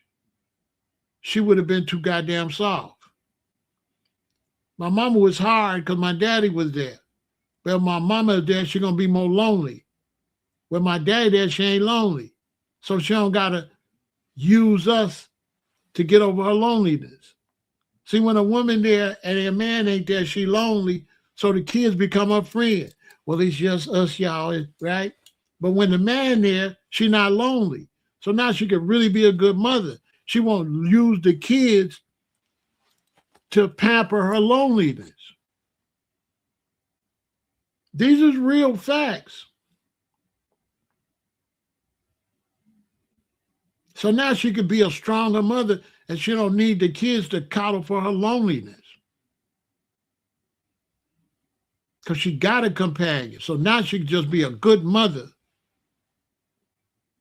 But when ain't no man there, the reason she their kid's friend, because she need a friend. The kids don't need no goddamn friend. She the one need a friend. So she make the kids the friend. That's why I recognized that. I knew what that was right away. That's making up for a man. This is a fact. I get with a woman, she got some kids. I first meet them, the kids running around and shit. The kids running around their mom and shit like that. But as soon as I start knocking her back out and she fall in love, she start telling them kids, y'all go play. She started telling them kids, y'all gotta go get y'all some business. You know what I'm saying? She ready for them to go be kids now. At first, when I ain't there, you know, they can run around her. She ain't got nothing else to do, boy. She get a man. She like, so now when she get a man, she's spending more energy with him. Let me get y'all straight. Let me have a good time with y'all before I kick y'all to the curb. So she do become a better mama because she knows she got to spend time with him because she's finna be with her man. Which is great for the kids because now the kids got to learn. Me and my sister did what? Me and my sister entertained each other. We didn't need my mama. See, me and my sister, we did not need my mama. We didn't need mommy, none. We play. My sister got the easy bake oven. She cooks some cookies and I eat them and we play. We didn't have to play with mommy because mommy taught us, y'all go play. Because my mama was like this. If you come around too much, you know, with my mama, you stay away from her. Right? So you get home from school, you know, you can do whatever, 3, 4, 5. When you get about 7, you have to stay away from mommy. Real kid shit. Stay away from mama. And then the later it get, the quieter you better get. Because all she gonna do when you make the raw noise, y'all go to bed. Right? Right? You understand? So you don't fuck with mommy. You stay away from mommy. Mommy's that's bad. Mommy means bad. Okay? So you stay away from mommy. You hang around mommy in the daytime. Mommy's the greatest in the day. Once it gets closer to bedtime, you stay the hell away from mommy. She's gonna make you go to bed. She gonna make you take a bath. She gonna make you clean up. She gonna make you do stuff. And you don't want to do stuff. You want to play. So you stay the hell away from mommy.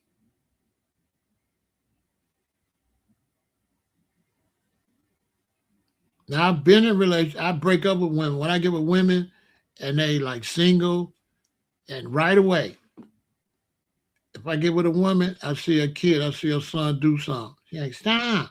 I don't date them. If I get with a woman and she got a kid or son, and she say, boy, if you don't go sit down, I date her.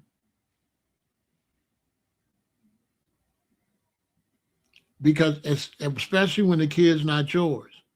When the kid's not yours and the mommy don't stand on business, the kid's gonna run over you.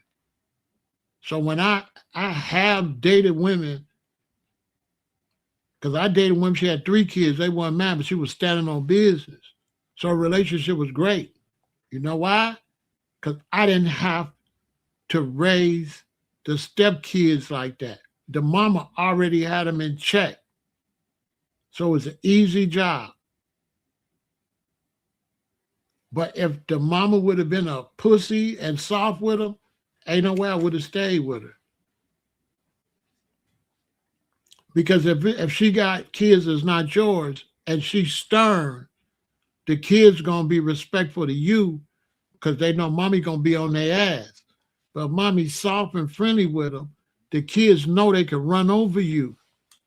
So you don't never want to date no woman that's soft with the kids, because those kids are gonna run over you, because they're gonna be like, mommy ain't gonna do nothing. Mommy loves us. Mommy gonna protect us. Mommy's our friend. So mommy not, and they be right. Mommy not gonna do nothing. They don't gotta respect you or nothing. Because mommy they friend. Don't you ever date no woman, y'all men listen to me, that's friendly with her kids. That ain't, and especially if they ain't yours. It's gonna be a nightmare. It's gonna be them against you. Every time something happens in a normal relationship, me and a woman, it's our children. If me and the mommy get into something, the children don't pick a side. They just go do what they do. But you get with a woman that got children already, and she pamper them babies. When you and the mama fall out, the baby's gonna be like, "Mommy, it's gonna be them, and it's gonna be you," and that's what it's gonna be. It's always gonna be them. Anytime you and her get into it, she gonna cling to the kids, and it's gonna be. And the kids want you to break up. The kids gonna, especially if it's a son, he gonna try to push the breakup. Whereas if they your kids, they don't want y'all to break up. So they're not gonna they're not gonna pick a side. With me and my sister didn't pick a side, because that's mama and daddy. Both of them is out. So we just stay out of it. But with stepkids, with a soft ass mama that's their friend, don't ever date no woman. Don't ever help her.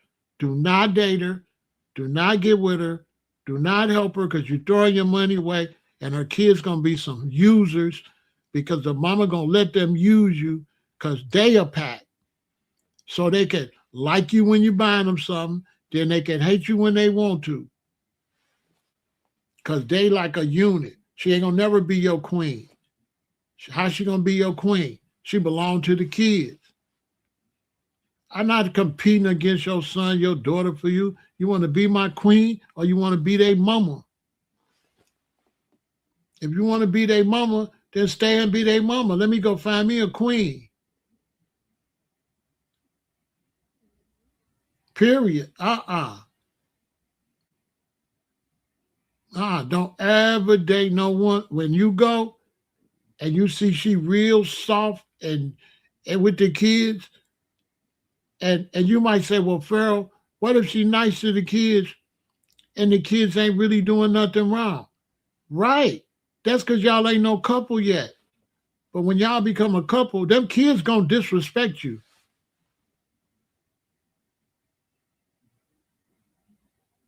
It's gonna go bad.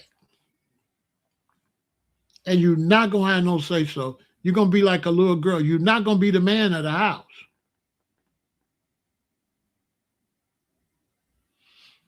No, it can be if she ain't standing on business. If she's standing on something with him, it's gonna be fine. If she's a strong mother that discipline her children, keep her children in line, make sure that her children talk to adults, like when we was raised. When we was raised, I'm with my mama. I gotta call Mrs. Smith, Mrs. Eldridge. No, you can't call no adult by their first name. All that, especially a boy. You don't want to raise no boy that the mama's coddling.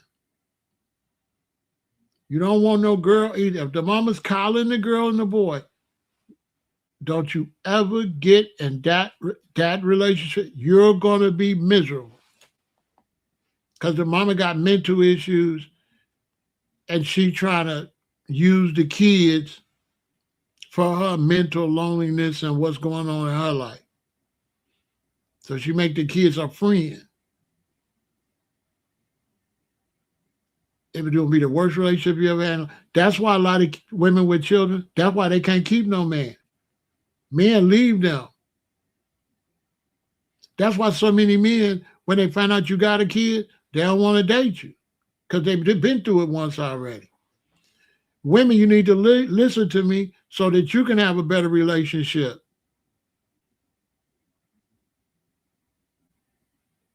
See, look what she said. She said, there's nothing strong about putting some dude. See what she said?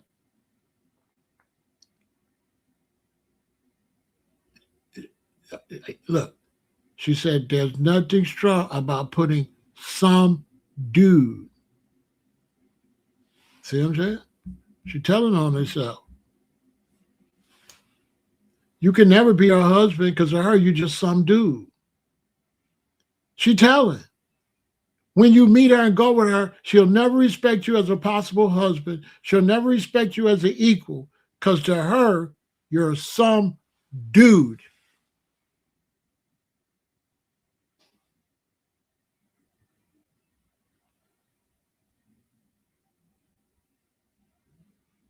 To her, she already told you. She can never be your woman because you're not a king. You're not a possible husband. You're not an equal. You're some dude and her and her kids.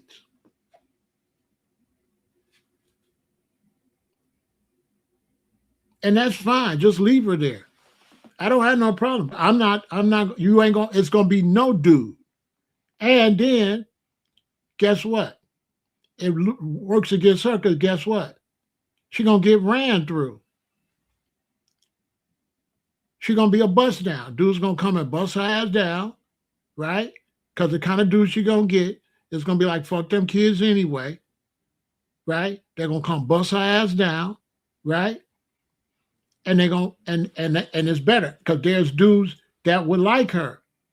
There's dudes who like her because she's saying they don't need no responsibility. They can come bust her down and go.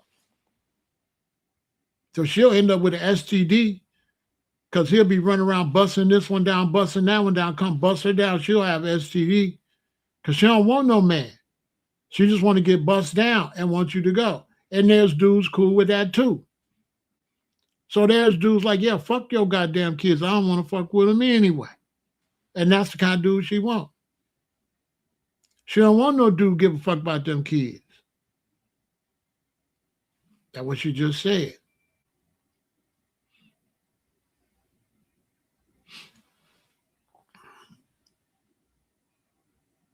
That's what she just said. She said, sometimes that's more convenient, see? Now imagine a woman like that with a daughter. All you gotta do is look.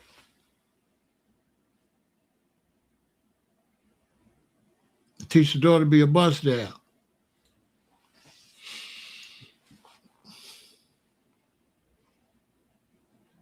I'm just telling you.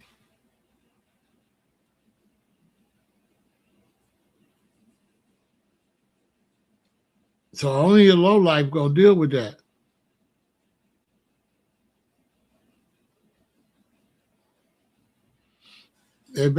Basically. So when you get with her, she's not gonna tell you that. So now when you take them out and shit, she fun, she ain't gonna tell you that. She gonna let you spend money on her. She gonna let you take them to eat. She gonna let you spend money on them. Facts. She'll take your money for them. A user. She ain't gonna tell you that. She's not gonna tell you that. She's not gonna tell nobody she dating what she's saying over there. She ain't gonna say that. She would never say that on a date. She would never tell no man she dating what she's saying over here. I'm telling you. She'll keep it a secret. It'll be something she's thinking, but he'll never know. And he'll be wasting his time. He ain't gonna never be shit to her. She ain't gonna tell him. Instead of just being straight up and saying, listen, we could just do this, but you can't, me and you can't be nothing. Me and my kids, And there can't no man come into that.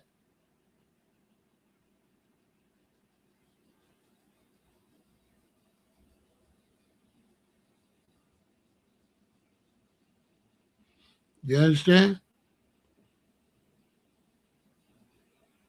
She'll use the man. Yeah, she'll use the man for her and her kids' convenience. But if you know, you'll know as soon as you get around. You'll know anyway. You'll know.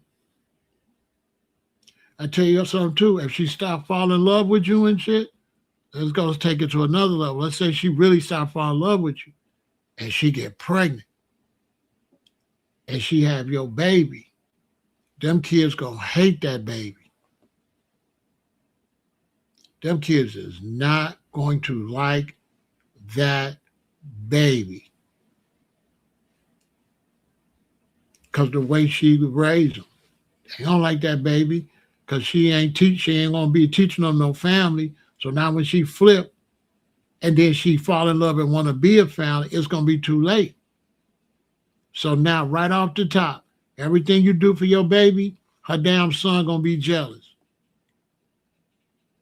Everything you do for yours, they gonna be jealous. It's a disaster. You got a woman like that, dump her. Yeah, don't. When I meet a woman and got children, that's the test. I watch how she deal with her children. Is she strong with her children or is she soft? If she's strong with her children, make them do what they're supposed to do, make them keep their room clean, hollering at them, make sure they be straight, I'll deal with her. But if she's soft, I'm not dealing with her. Because she's soft, now the kids want me to be soft, and they could think they can run over, and they're going to just run over y'all. No. And in the wrong environment, her son going to prison. For sure. Because he ain't got no man teach him how to be no man. She ain't going to stand on his neck because that's her friend. He going to go to prison. Most of these gang members that's horrible and stuff, when you go by their house, guess who their best friend is? They mama. Tell them online. The gang members in the neighborhood, right, that do all that crazy stuff, guess who their best friend be? They mama. Look at FBG Duck. Who was his best friend? Mama Duck. She had lost 3 or 4 children because she was their friend. His name FBG Duck. How the mama named after the son? How you Mama Duck? How you named after the son?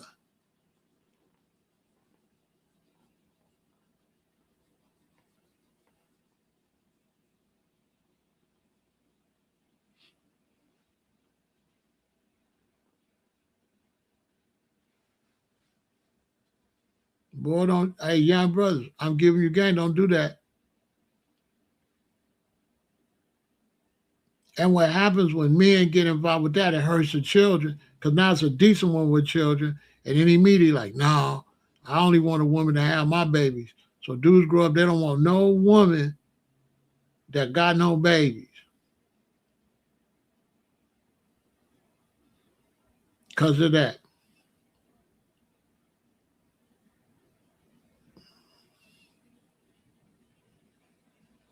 Because bad mothers never going to get a man in the house and can't raise no children. So they run the men off and don't raise the children.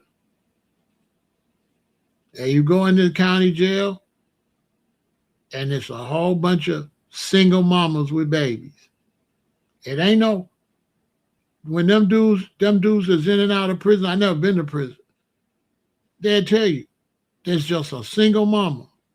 Ain't no, don't be no daddy. It don't be no daddy. Go to the county jail and just sit, because they come in there and they put out the thing to say they want to come make a visit. And all you're going to see is women. You're going to see no men. Yeah, a ready-made family. Unless the woman is strong, mm-mm.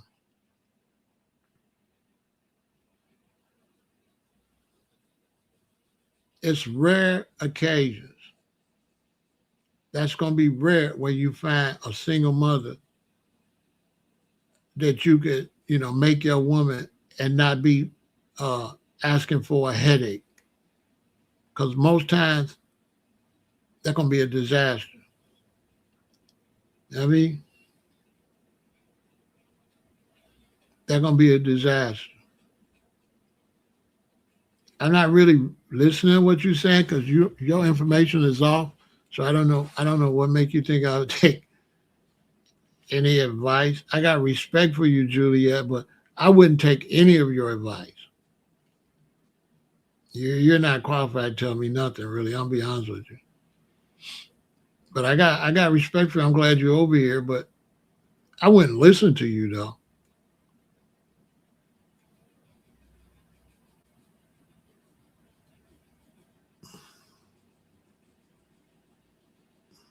And then you're not learning nothing because this really could help you. And you're a living experiment.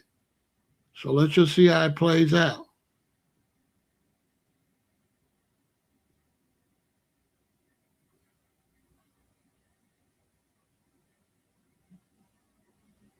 In some cases, they might do some weird stuff like that. But I had a woman with some kids. I raised three stepchildren. It was cool. But she was standing on their necks when I met her. She was standing on their necks when I met her. She had two, three children, then had my child, and I brought my a son whose mother passed away with us. We have four teenagers and a daughter. Everybody graduated. Everybody's doing great. Everybody's living a great life. None of the boys gangbang. None of the boys been to prison. None of the boys go to jail. Period. And the baby graduated from nursing school. I mean, from medical school because she was standing on their neck when I met her. So it was perfect. She was a strong, good mother when it came to her children. So it was smooth. When I would be home and she would be at work and all the children there, no problems. You know why? Because the mama, they know the mama not going, you understand? They know the mama's strong. So they know they can't give me no hard time. They ain't got to worry about me. They got to worry about their mama. So when you got children that mama's a good disciplinary, they respect their mama, they going to respect their mama man because they know if their mama find out that they disrespecting another adult, their mama going to get out. I ain't going to have to get out on you. If you give me a hard time, and in that situation, I end up protecting them from their mama. Facts. When they give me a hard time, I straighten them out. I don't tell their mom because I know their mama gonna go off. So our relationship was super tight. I didn't have to worry about I'm raising them one way, she raised them. We was a family that was the same. We all deal with the children the exact same way. It wasn't mismatch patty way. We raised the children the same way. And because the mother was so strong, that made me be able to be the perfect father. Because in a family, the mother is supposed to be the disciplinary. The father just supposed to be the backup. So if the mother's a pussy, is a butterfly, then the relationship gonna be horrible. Okay? My mama did not play. None. You hear me? Zero. None. Zero. So my daddy didn't have to do no work. All he had to do was check me a couple times as I started smelling myself and getting a little older. But I said something one time to my mother, and she ran and got the gun. I had to push the door closed. I don't even know what I said, something, but whatever it was, Bessie wasn't trying to hear that. She went and got the pistol. I guess I had got a little older. Maybe I was in high school. And I got a little, my mom went and got the gun. My mom wasn't like Juliet. No. My mama went and got the gun.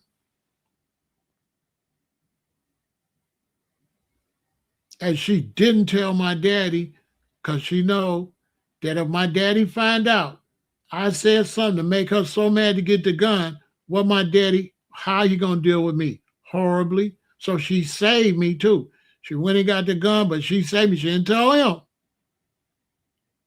Because she know if my daddy find out that I made his wife that mad, she know she's still the mama. So she looked out for me.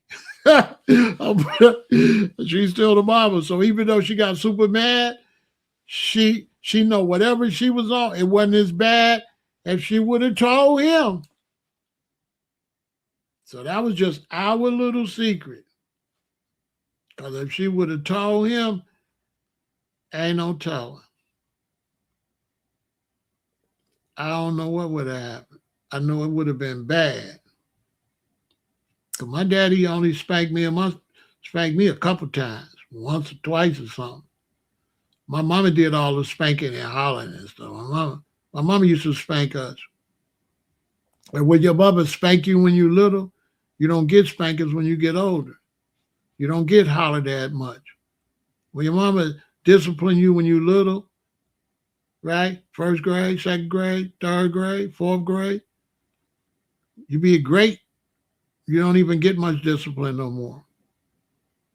And also, it's easy to discipline them when they little.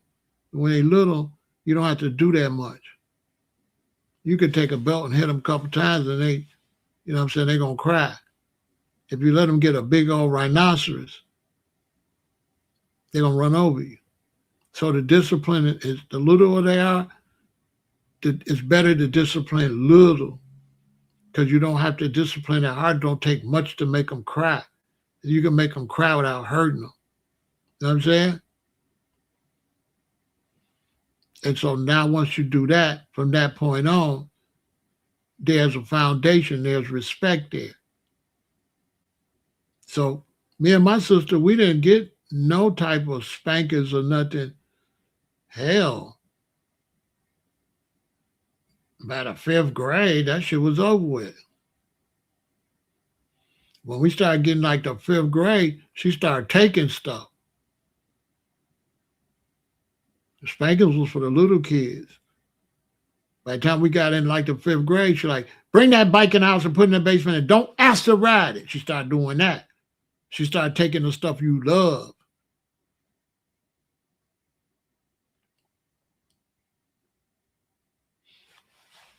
I remember one time my mother put me on punishment. They put that bike downstairs and you can't go outside.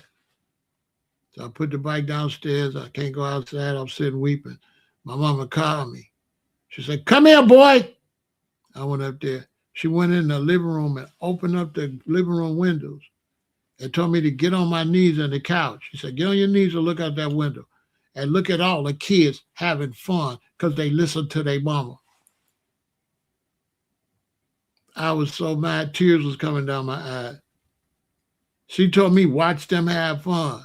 And if you know something about them days when the kids come and they see me at the window, hey, listen, when the kids come and see me in the window, what they was doing? They was, can you come outside? It'd be like 6 of them out there because we the baby boomers, so it's like 6 of them. Can you come outside? I'm like, your mama got you. Your mama got you. His mama got him. I was mad. I was crying. I was mad.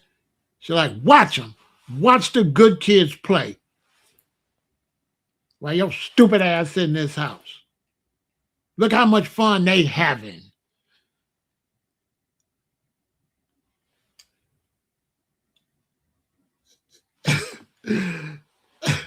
The little girls, the twins that's out there. Can you come outside? I'm like, mm-mm. What you do? Your mama got you? His mama said he can't come outside. I was too big for whoopings. Yeah, they didn't do spanking. Yeah, they only did spankings to little kids. Yeah, my mom and them only do spanking, you know, first grade, second grade, third grade, fourth grade. They didn't do spankings when you got big.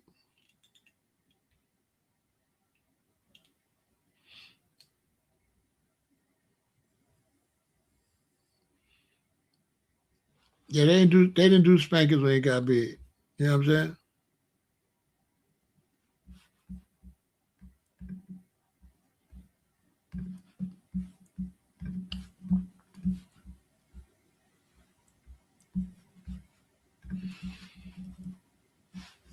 Yeah, once they get big, they ain't do spankings.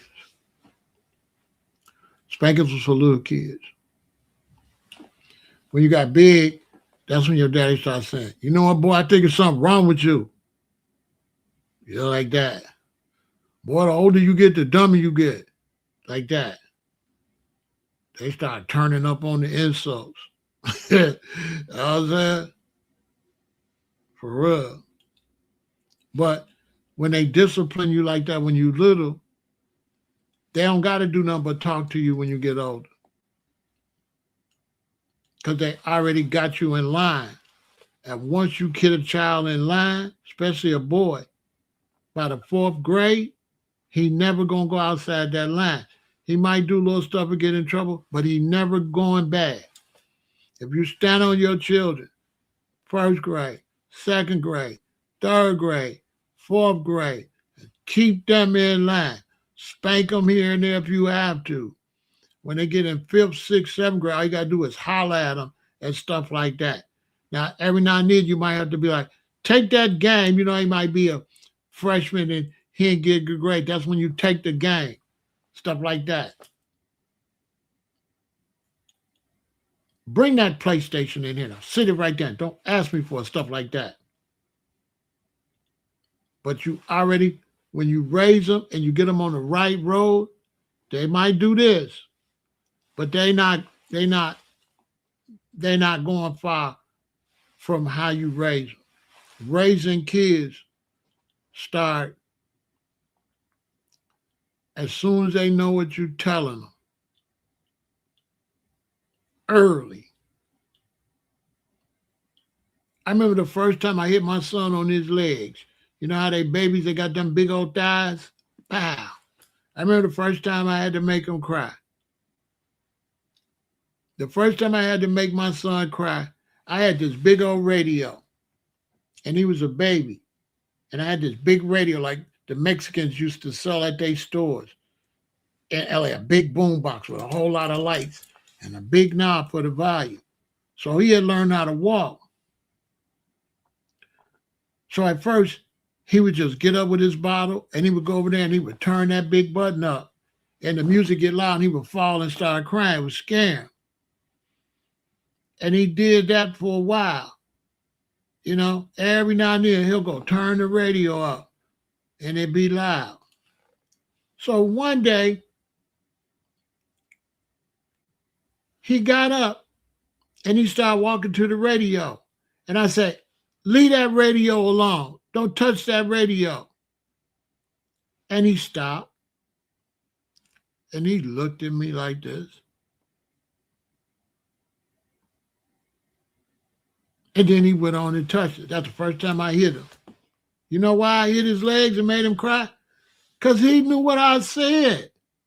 And he said, fuck you. And baby talk. Yes. At first, I didn't bother him because he didn't know what he was doing. Wouldn't make no sense to say don't. But eventually, I never forget it. I need to tell him that next time I call him. I ain't told him that story. I said, leave that radio alone. That boy stopped. He looked at me. He thought about it. He was like, fuck you. He went and did it. Ah, that bad boy, God, what I tell you? I had to make him cry a little bit. Get that fat part of the thigh. It ain't gonna do nothing. You don't beat him. You just want to make him cry. That when I had to get him, that's when I know. Oh hell no. He was like, I was like, oh hell no. That's when you got. I'm telling you That's when you got to start. Man, that boy stopped. He was a baby too. He could walk with that bottle. You know, hey, when your son could walk with that bottle and he ain't in the walker no more, and the first sign it might be time to get out is when he sling the bottle across the floor. Here we go. Y'all know I've raised a lot of kids, all the little boys. Tell me, little boys, don't get to a point they sling that damn bottle. They trying to test what they can do now. They'll take that bottle and they throw it hard all the way across the living room or kitchen floor.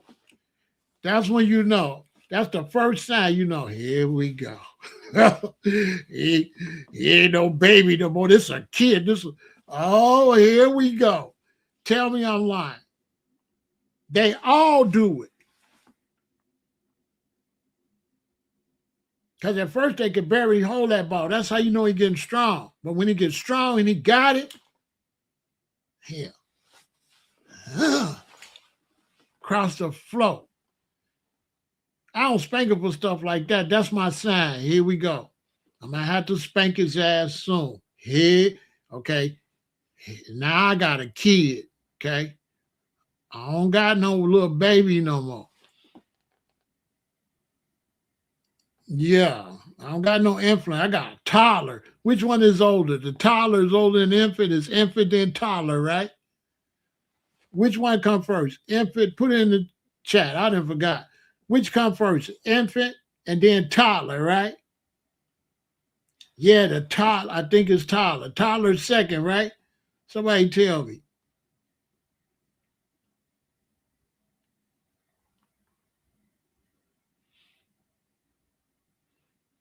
Yeah.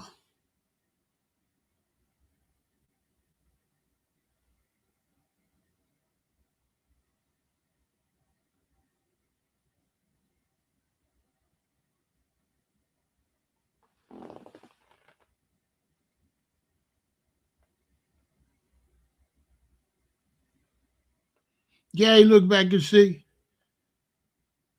Infant, yeah, the toddler. I tell you something else about kids. You don't have to get the girls. Hey, it's an infant first, then it's a toddler. Right. This is another thing about kids. You don't have to get the girls. You hardly ever have to spank a girl.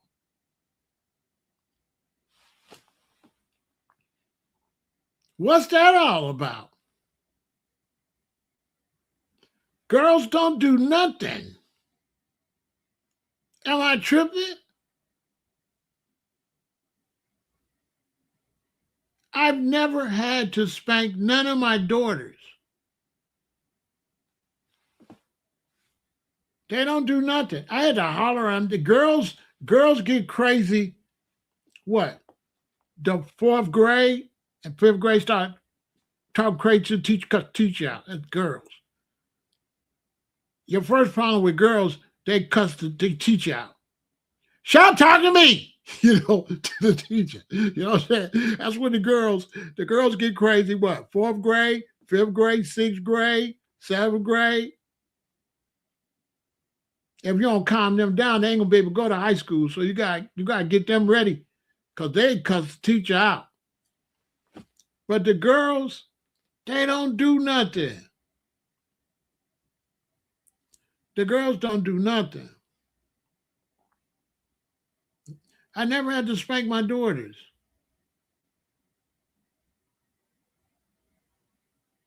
Yeah, you know how you get little kids' legs?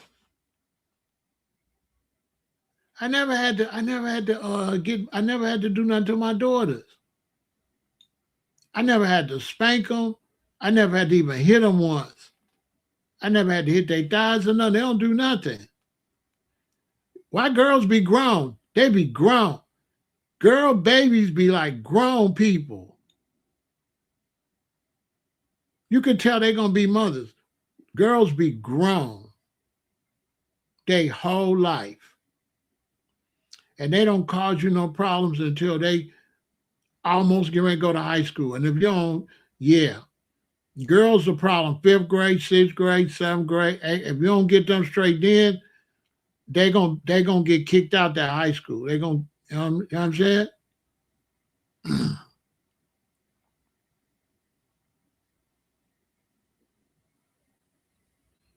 But boys, shit.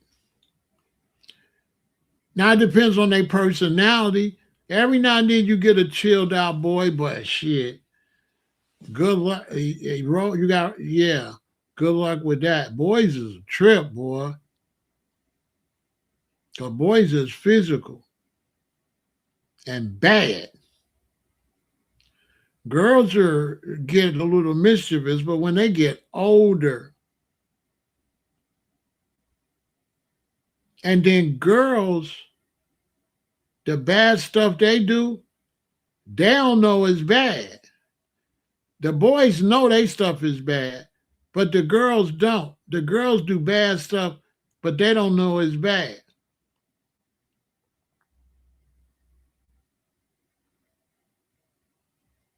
Boys do bad stuff, they know it's bad. Girls do bad stuff, they don't know it's bad because they'll brag.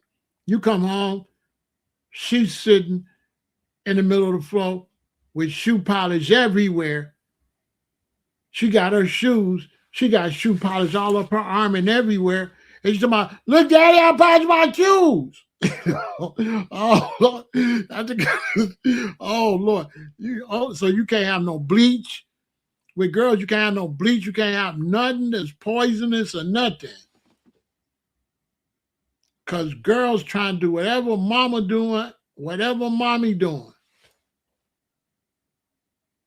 So you come, she done polish her shoes, her whole arm, the carpet, and she proud too. Look, Daddy, I'm polishing my shoes. Oh, Lord. Let me go. Oh, God, let me go get the, let me go. Oh, I got to go clean up. Oh, God. You got to go clean her off and sit her down. Sit right here. She'll sit there. She don't know she did nothing. They don't need to holler at her. She's stupid. she thinks she did. She actually proud of what she did. And you go, oh my God. So you gotta watch them. We had a family on our block, they drank some stuff under the counter. I think two of them died, the other ones were sick. They drank, so little girls, and they drank some stuff, unalive, two of them. It was sad.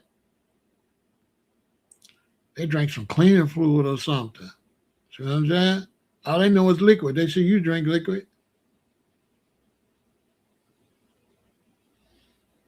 And you gotta watch girls. Girls will accidentally, you can't have nothing toxic, poison. You can't leave an iron plugged up. You gotta make sure they don't pull an iron on their head. When you got babies, you gotta tie up the cords on the side of the drapes because children have got caught in there. You got a son, you gotta bolt the dresser up against the wall because the boys will pull the drawers out and climb and the dresser will fall on them. I mean, children is, but boys, girls, you gotta stay on the girls. Because if you don't stay on the girls, when they get in school, the girls will date the bad boys, and the bad boys will get your daughter locked up. And the boys, you can't play with no boys though. Yeah, You cannot play with boys.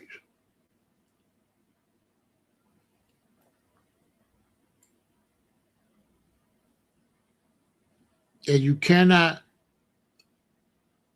let your boy just be up under the mama, because your boy gonna turn feminine if he up under the mama. The mama can't make no man out. She gonna make a woman out of him. Feel me? Yeah. Because if he under mommy, he gonna want to be like mommy. If he under daddy, he gonna want to be like daddy. So when you leave these boys around these women all the time, that's who he emulate. Seriously. He'll grow up and want to be a woman. He want to be like mama.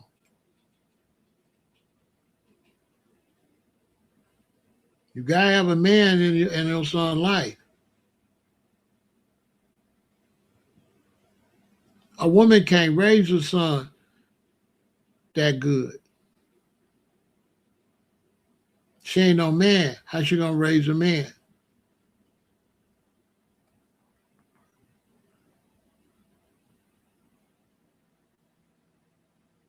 I remember growing up, and I be doing something, and then my mama's supposed to discipline her, right? Right? I be trying to discipline her, right? My mom be trying to discipline me, tell me something. My daddy be like, Bessie, that boy ain't gonna be shit.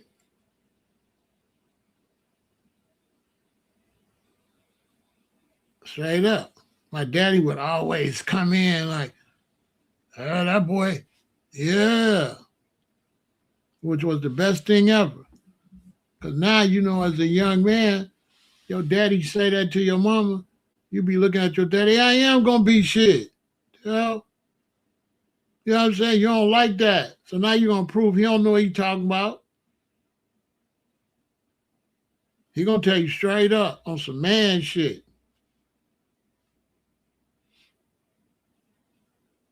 Boy, you mess around, you ain't gonna be shit. Boy, the older you get, the dumber your ass get. Like that. Ain't none of that mommy shit. When the lion roar, boy, he not caring. He trying to hurt your damn feelings.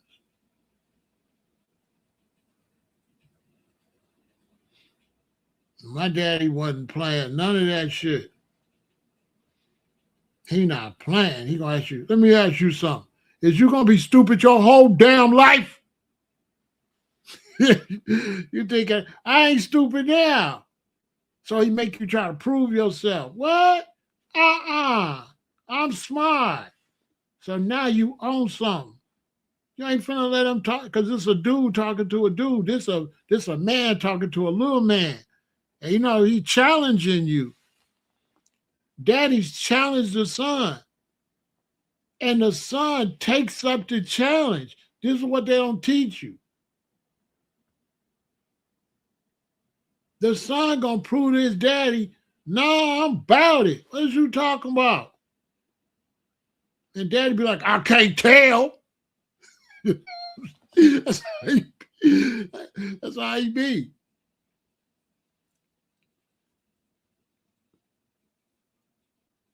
When I was little, I'm like third grade, fourth grade, I'd be in the back. My daddy be building something. He said, Michael, go in the basement, give me a level. I take off. I'm trying to impress my daddy. I'd be in the basement looking. A level.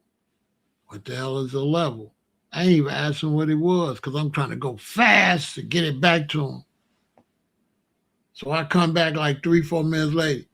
Daddy, I ain't see the level. He like, it's the long thing with the bubbles in it. You go find it, bring it back. I done ran off. I know what his level is. All I know, I'm trying to go get this for my daddy real quick. I get downstairs, I'm looking. The level. I don't know what made me think I'm going to look at it and I'm going to know what it is. I'm down there looking for a level. Fool, how you looking for a level? It ain't going to say level on it. I don't think they didn't used to say that. I come back 3, 4, 5 minutes later. Daddy, what? What's the level? I don't see it. You're too dumb to say what's the level. You know what I'm saying? That's how your daddy make you smart. You be dumb as hell. If you were smart, you'd be like, Daddy, what's the level? No, you a dumbass little boy. What do you say? Daddy, what? I don't see it. How you gonna see it? You don't know what it is, fool.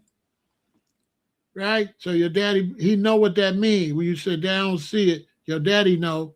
He had been a boy before. He know. You wouldn't know it if you did see it. So that's when he described it to you. It's long with the bubbles in it. It's red as long as the bubbles in it. Then you go find it. That's why you need a man. He not finna baby your ass.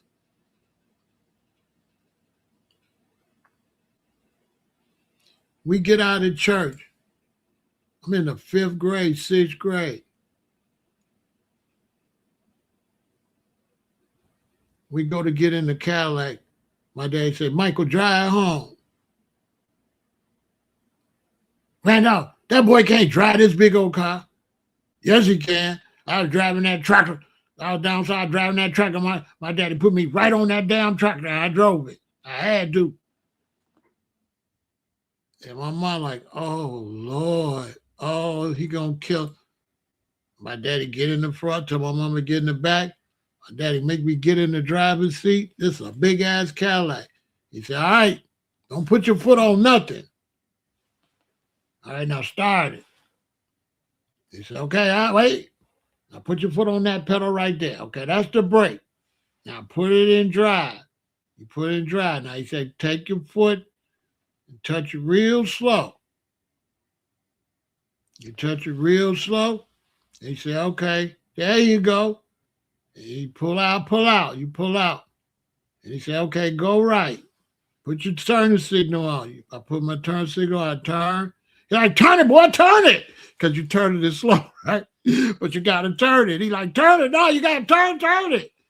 He right there where he can stop it. And he turned it.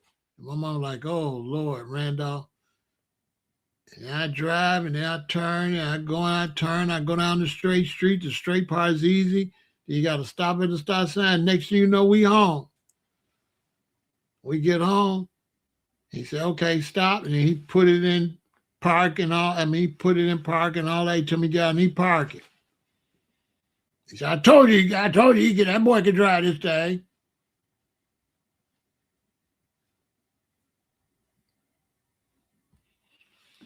Every time he asked us to do something, he was like, go down there and do that. He can't do that here. My dad, he said, all the time, he's a CTA bus driver. And he used to drive all over Chicago. And what he used to always say when my mother said I couldn't do something, he would always say, them little niggas in the projects could do it. Yeah, them little niggas in the projects, they get on my bus. Them little niggas in the project could do it. They get on my bus. They be 6 and 7 years old. They get on that bus. They ride down to the store. They get everything their mama told them, changing everything, and they get on the other bus and they go back. He would always say, them little niggas in the projects could do it. That's what he used to always say. Because he was a bus driver and he's seen in the ghetto where they poor and stuff, he's seen them kids got to go out there and survive. And them kids was more faster and could do more than the kids was well off. Because they had to. They had better survival skills. They know how to do more. Then the kids coddled don't know how to do shit. So because my dad was a bus driver and up and down street Chicago, and he seen how advanced the poor kids was, and we had stuff, he wanted to make sure we was still just as advanced as the poor kids. Because typically the poor kids can do way more than the well-to-do kids. That's a fact. The poor kids do more than the kids that's well off. That's an absolute fact. Because they ain't got no choice.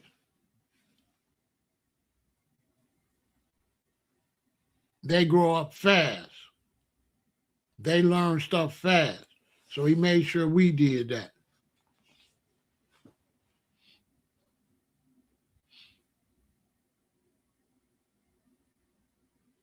He was always giving me demands that was out of my age group.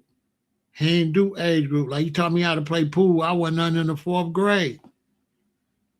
By the time I got 18, I was a damn pool shark. I was taking older dudes' money. I was 18. My dad taught me how to play pool when I was 18, and I got a job at the book factory. I was taking dudes' money at 18. Nobody taught me how to be a pool shark. I just was that. That's why I was still gambling, because I was really. So I would, after work, I would go across the street. There was a bar there, a pool table. There was all the OGs in there. So what I used to do is I used to get on the pool table playing for free against somebody, and I would talk a lot of shit. Yeah, can't none of y'all beat me at no pool. I'll beat all of y'all, and I'll be playing and missing and shit. But I would be talking like I'm the greatest ever. And then I shoot the ball and it don't go in the hole, right? Then I get another shot like, yeah, I'm really with this. Can't none of y'all beat me at no point. I shoot the ball, boom, and I miss. And the other dude win. So they looking at me like a big mouth. Keep bragging I could play pool so good, but I lost. And I'll be like, I beat all y'all pool. We put money up. I win, but I just lost. So they like, oh, we got a sucker. So the OG's like, all right, $50. I'm like, $50? Yeah, $50. You say you could play? I'll be like, all right. I put the $50 up there. He'd be like, you can break them. Go ahead and break them. All right. And I don't talk no more. I turn to a whole different person. Now my back gets straight. I get the cue. I didn't do that last. I get the cue out. I don't say nothing else. Crack! Ball start going in the hole. Bop! Bop! I might miss. He get a couple times. Bop! Bop! That's it. I won. The other OG's like, my God, I think that boy just hustled you. Yeah, I think he turned to a whole other person. He ain't said a word. Just cleared the balls off the table. Took your $50.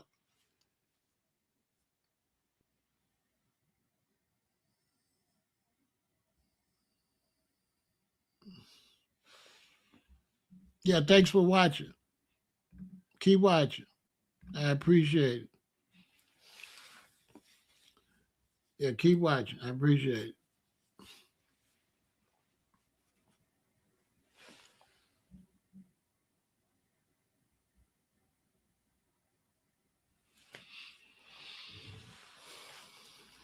Mm-hmm.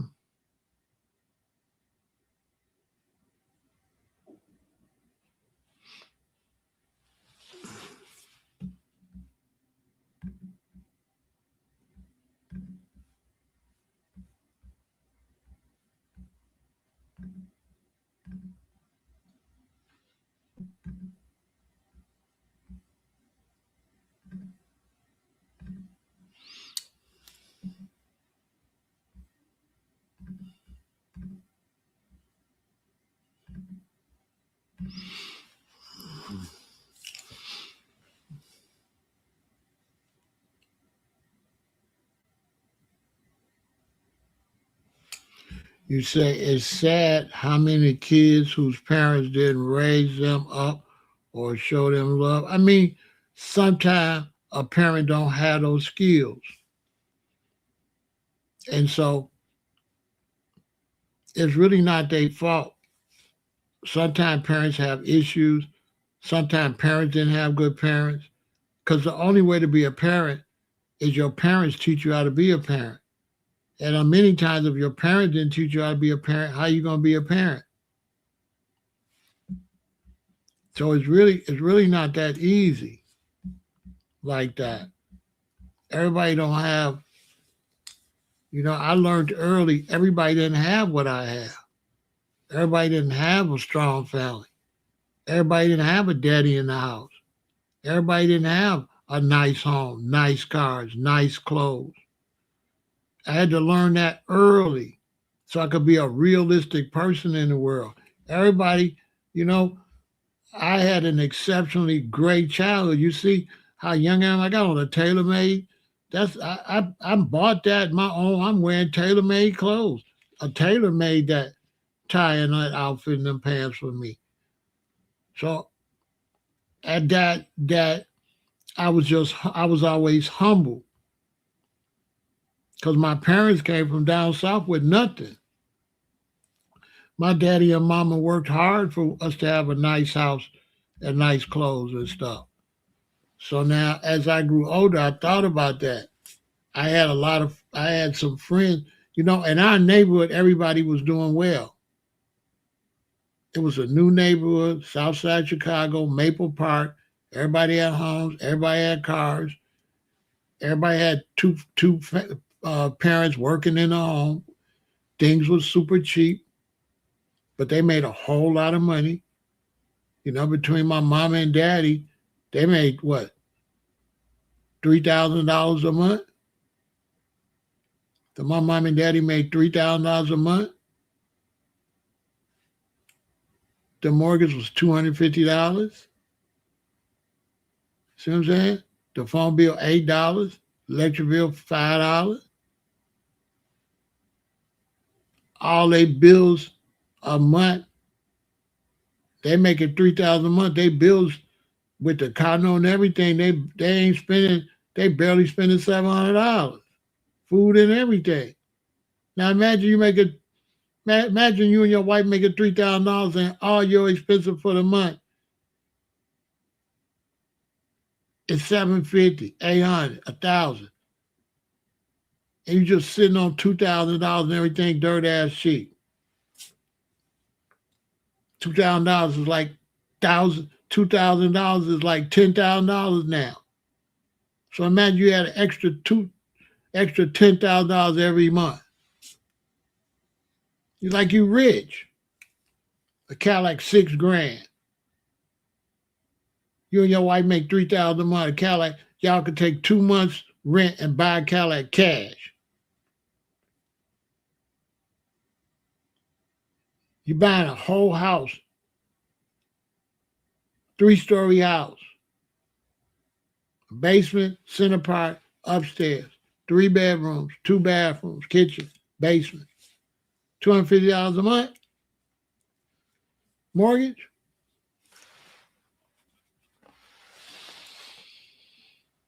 They was living like rich people.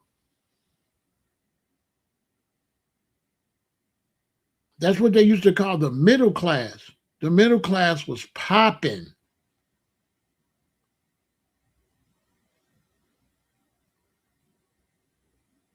This generation cannot imagine the middle class.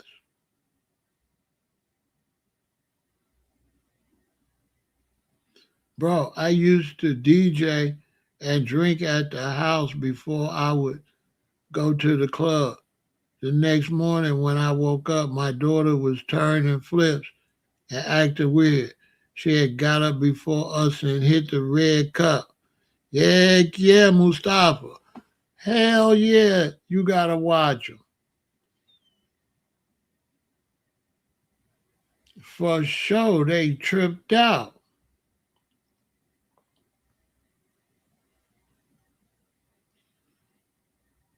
You can't leave nothing nowhere.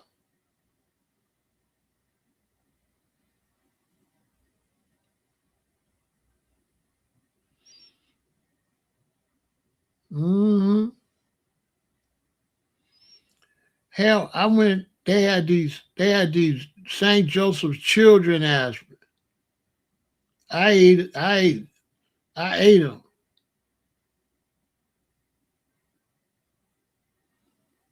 My folks from Alabama.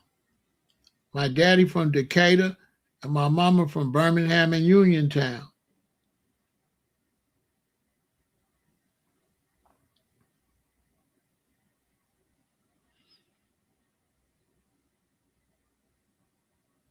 And my granddaddy lived on a farm and it had like two houses on it. My Uncle Snoop, which was my granddaddy's son, and my daddy.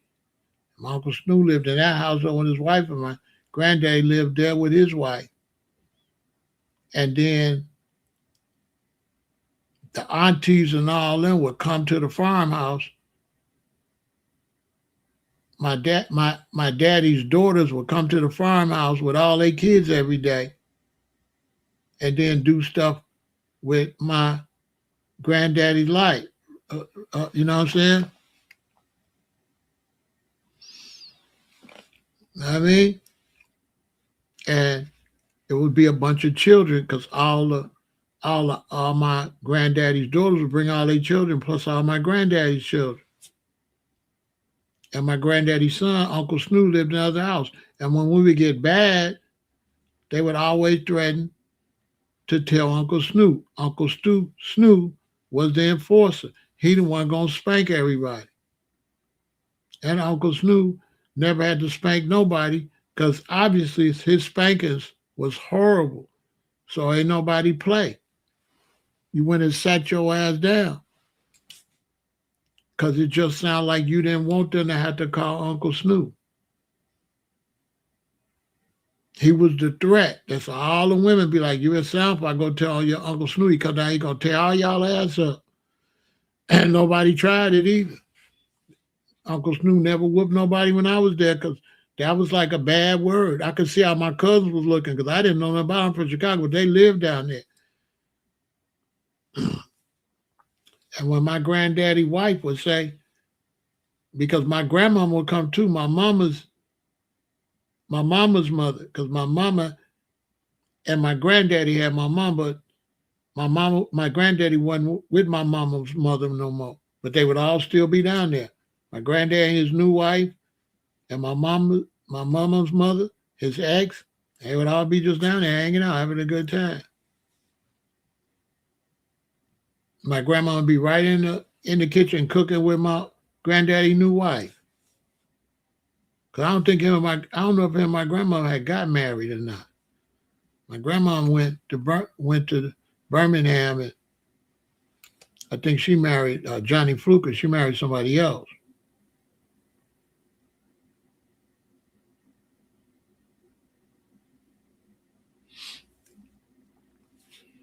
But in those days, children, you had to be extremely respectful. Period. There wasn't no talking back. I was raised on the south side of Chicago. Get up in the morning, you gotta make your bed. You gotta make your bed. Your room gotta stay clean.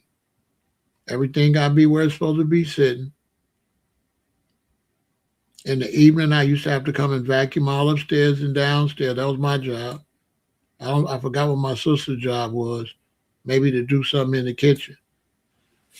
And I had to make sure all the upstairs garbage cans was taken out. Couldn't put no food in the upstairs garbage cans in the bedroom.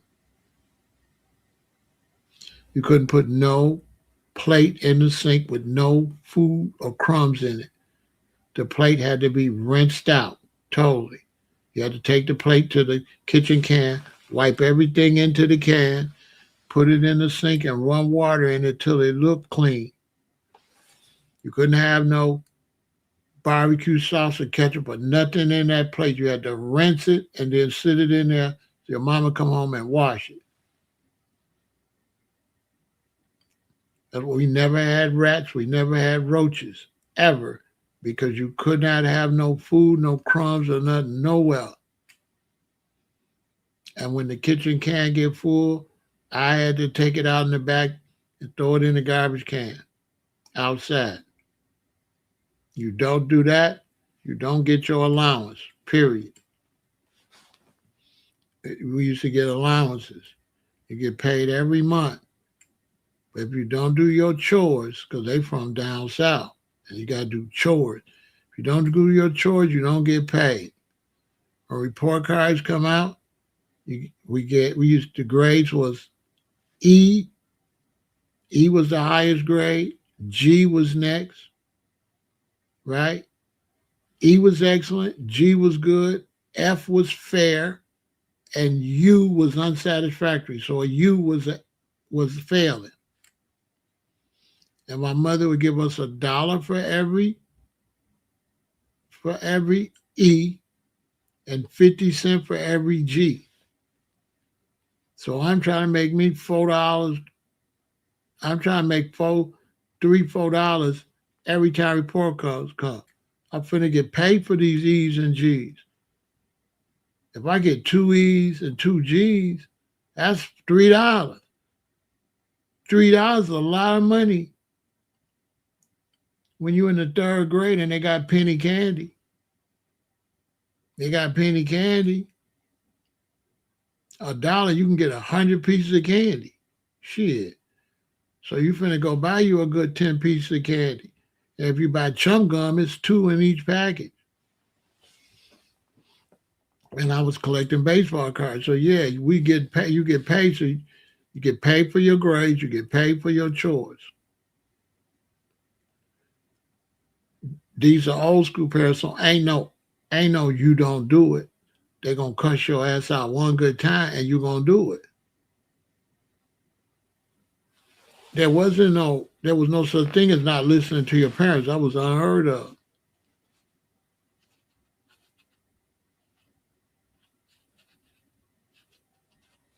And if you didn't do nothing, if you did something that didn't make no sense, your mama cussing you out. And then if her mama call, your grandmama call, your mom pick up the phone, hey, I ain't doing nothing over here with this stupid ass boy.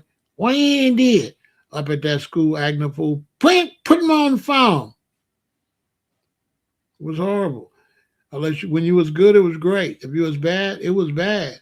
So my mama been cussing me out for about a good 20 minutes. My granny happened to call. Now my mama done snitched on me. So now granny want me on the phone. Hey granny, don't hate me. Bessie tell me you down there acting a fool. Don't make me have to come down there and get you.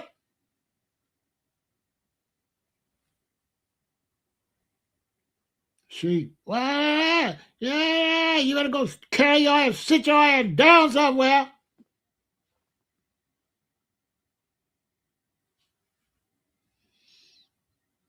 If you really got bad luck, my auntie called. Hey girl, what you doing? Hollering at this fool about that school. Niecy want to talk to you. Hi, Niecy. What's hell wrong with you? Besson told you to sit down. Am I going? She threatening. Everybody could fuck you up back then. Y'all young people, everybody could spank you. I'm telling you. They all had the same rules. Not like these new weirdo parents.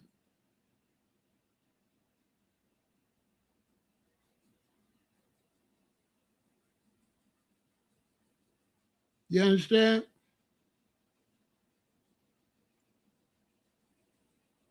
You say love you like my firstborn. I don't love none of my children. You say I love them like my firstborn. I don't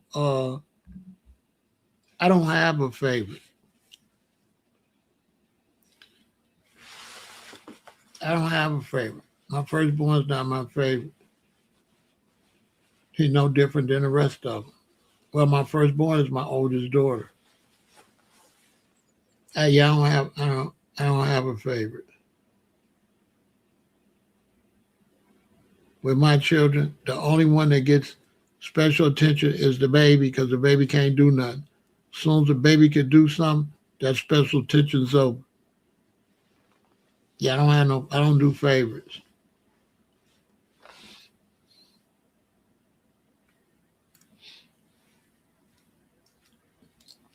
I don't do favorites.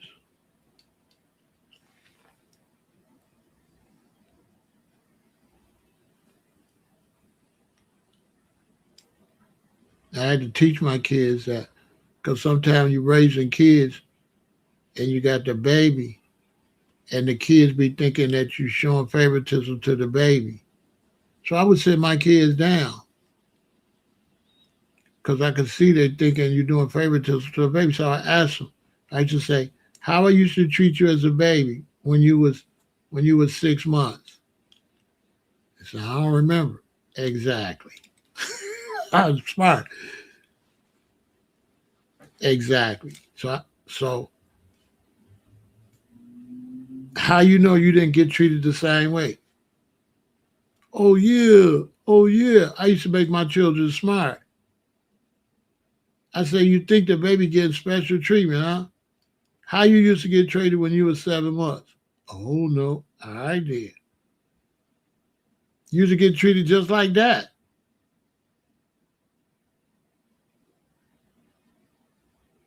The baby get treated special food. The baby 7 months old.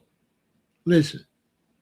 So sometime I would tell the baby, go and clean your room up, and the kids would start laughing.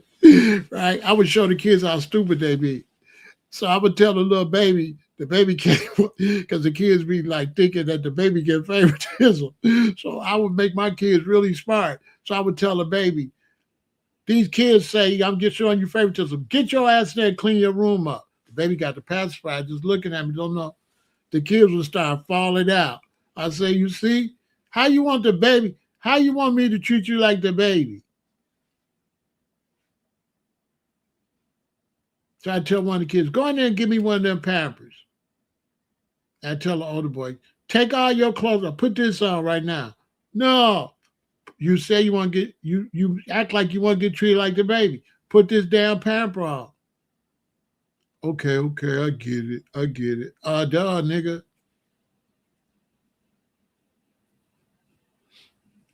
Don't make me get on. You get on my goddamn nerves. Y'all get on my goddamn nerve. The baby ain't got no Sega. The baby got a Sega Genesis. The baby got a PlayStation. I would teach my kid. The baby got a goddamn PlayStation. How much this baby cost? How much your jeans cost? But if y'all don't get the hell out of my face, that's what I tell. They be cracking up. That's real though. That's real though. Yeah, that's real. Shut up. Your dumb ass. How the hell? How the hell the baby getting special treatment? This dumbass baby can't walk. This baby can't do nothing. Hell yeah, the baby getting special treatment. It's a baby, fool. It's a baby. The baby gets special treatment because the baby don't know how to do nothing. Duh.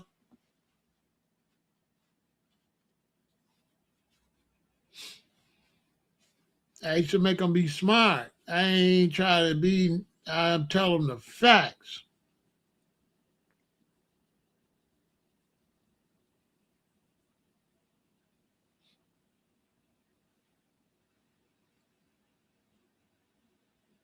My sister 1 year younger than me, so I grew up understanding that. I liked my sister getting attention that I didn't get because that meant I was a big boy. She a baby. I don't want to be no damn baby. So I didn't want to get treated like her. I don't want to be no baby. I don't want you to treat me like her. I'm as a big boy. So I was never jealous of my sister, and she a girl. I don't want none of that with So I was smart, start thinking, okay, daddy, mommy, me and my sister. She the she the youngest. So I start figuring out, I said, oh, okay. She ain't daddy and mommy's favorite. She all three of our favorite. And that's how I process my sister. So in my mind, my sister was the favorite.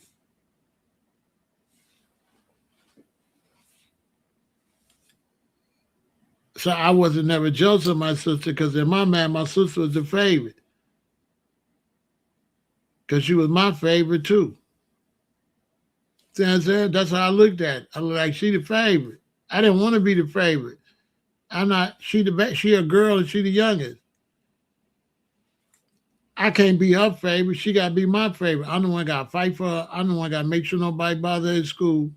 So I never looked at it like She was my parents' favorite. I looked at it like it was us three and her. I didn't look at it like it was my mama and daddy and me and my sister. I didn't look at it like that. I looked at it as my daddy, my mama, and me, and then her. You know what I'm saying? Because she's little. That's how I looked at it.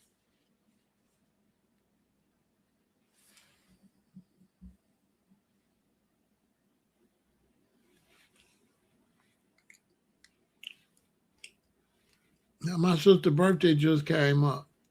You know, my mother and father passed away.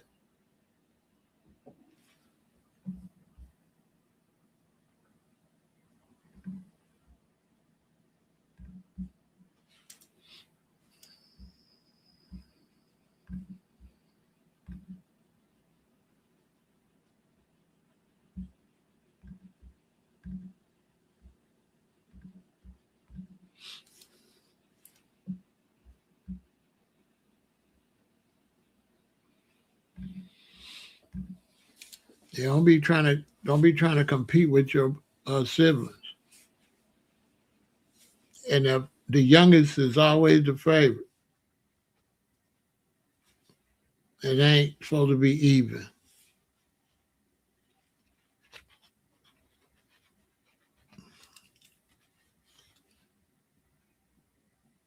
It's never supposed to be even.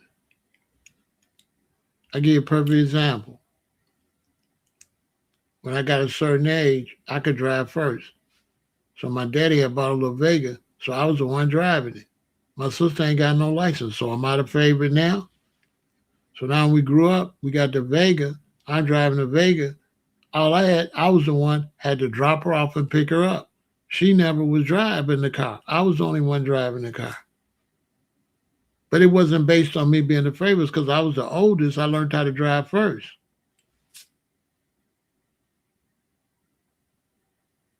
So the only thing I had to do, since the car was basically mine, was the deal was the car is mine, but I gotta take her wherever she gotta go, and I gotta pick her up wherever she gotta go. That was the deal. The car is yours, but you have to chauffeur her wherever she gotta go and pick her up. You gotta drop her off at Dawn's house and pick her up. Bet.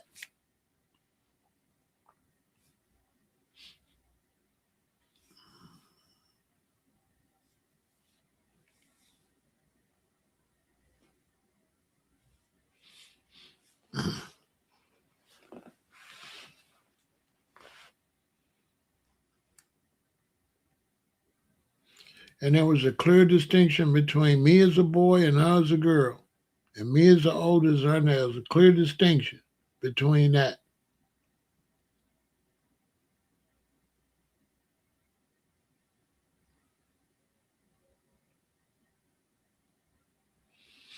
And that's why I never been to prison. That's why all my friends ain't never been to prison or nothing. In my neighborhood, all people I grew up with. And when we went no damn jailbirds and all that stupid shit, our parents wasn't gonna go for that. Our parents. When I was little, my dad said, "Listen, if you go to jail, don't call me." He wasn't getting it either. My dad used to say, "If you go to jail, don't call me. Don't you call me."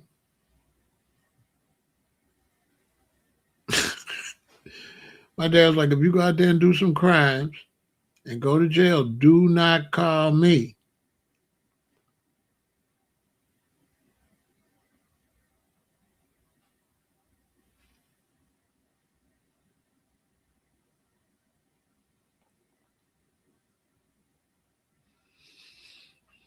Well, if I don't have, do I got some questions? We was originally talking about the generation gap, and I was basically saying there ain't really no generation gap. That's something was made up by the whites when the hippies. They didn't like the hippies because the hippies wasn't doing nothing uh, that represented America.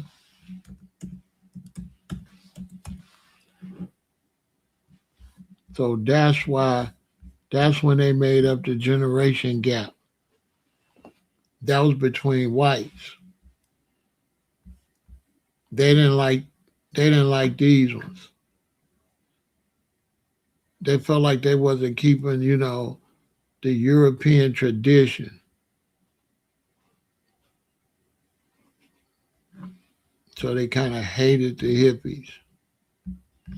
And that's when they start getting on TV talking about the generation gap.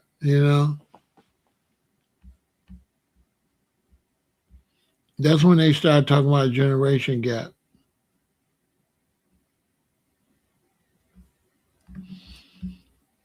That was never nothing black. I always give y'all history with everything. That was them. A lot of white Americans, they didn't like that. They didn't like the white youth doing this. And that's the first time in America they started talking about a generation gap. So you know the history.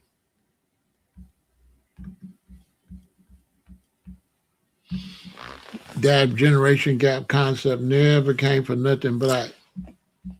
It came from the hippie generation.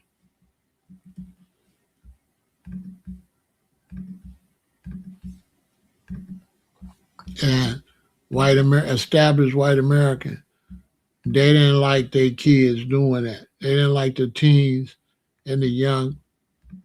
You know what I'm saying? That was that whole thing like that. There was no such thing as a generation gap for black people. That was a European. That was a beef between the older whites and the young ones. R.I.P. to Jimi Hendrix. See, that was this whole era.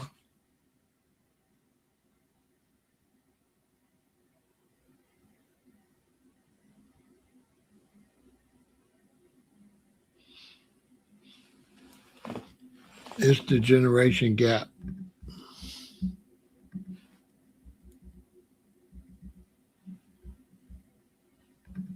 That's when I was a kid, they was talking generation gap.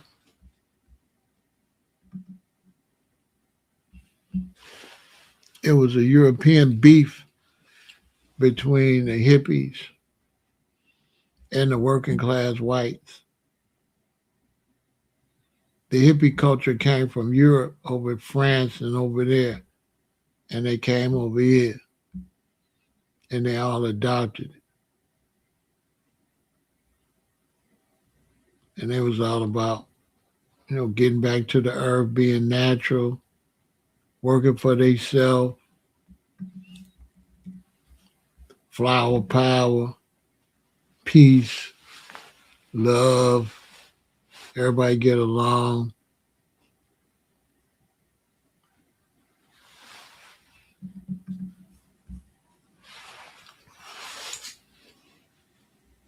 Don't be cutting your hair and all that. It's to work for the man. We need to be free, stop the war, peace. That's when I was little. From 2 to 10 or 2 to 12. That was the hippie movement.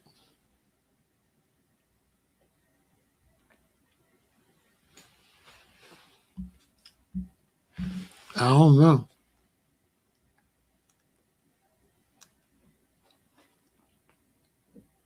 I have no idea what's going on with that. I ain't gonna lie.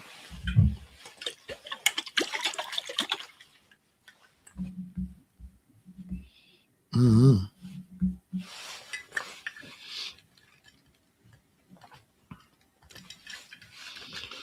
I don't even want to speculate on it. I don't really know what that is.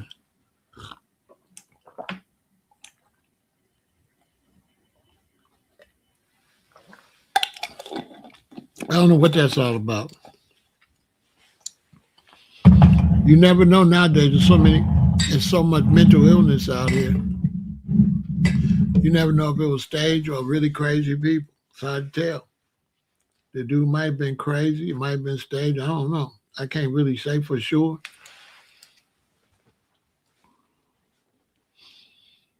I don't even have no idea, or I would speculate, but I don't even have no speculation on it. I really don't have a clue.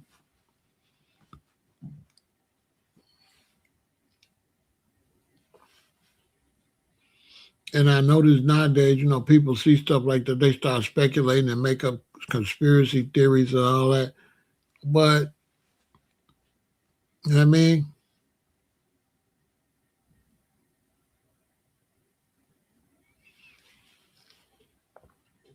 I really don't know, so I wouldn't want to tell that to my subscribers.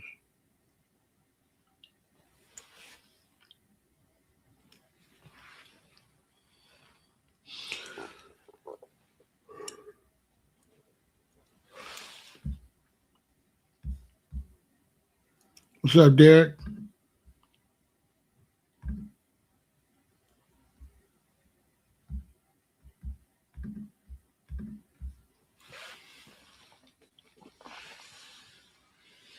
I can't begin to tell you. Anybody got any other comments? Anything about the generation gap? Anything about the differences in the generations?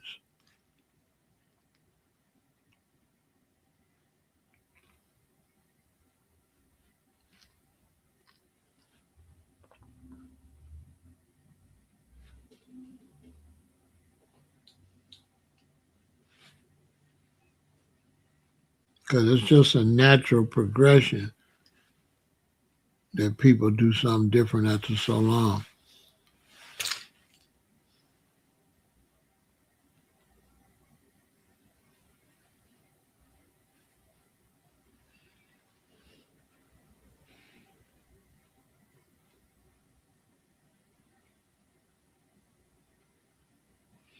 I don't really think there's no generation gap these days like that.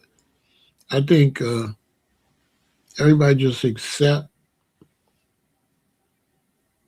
things changing.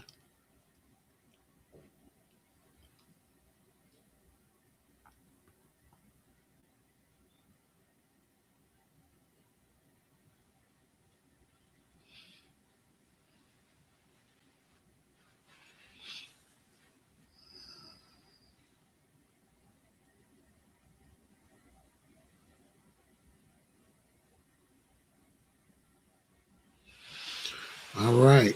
So we don't have no more questions. So V is for victory.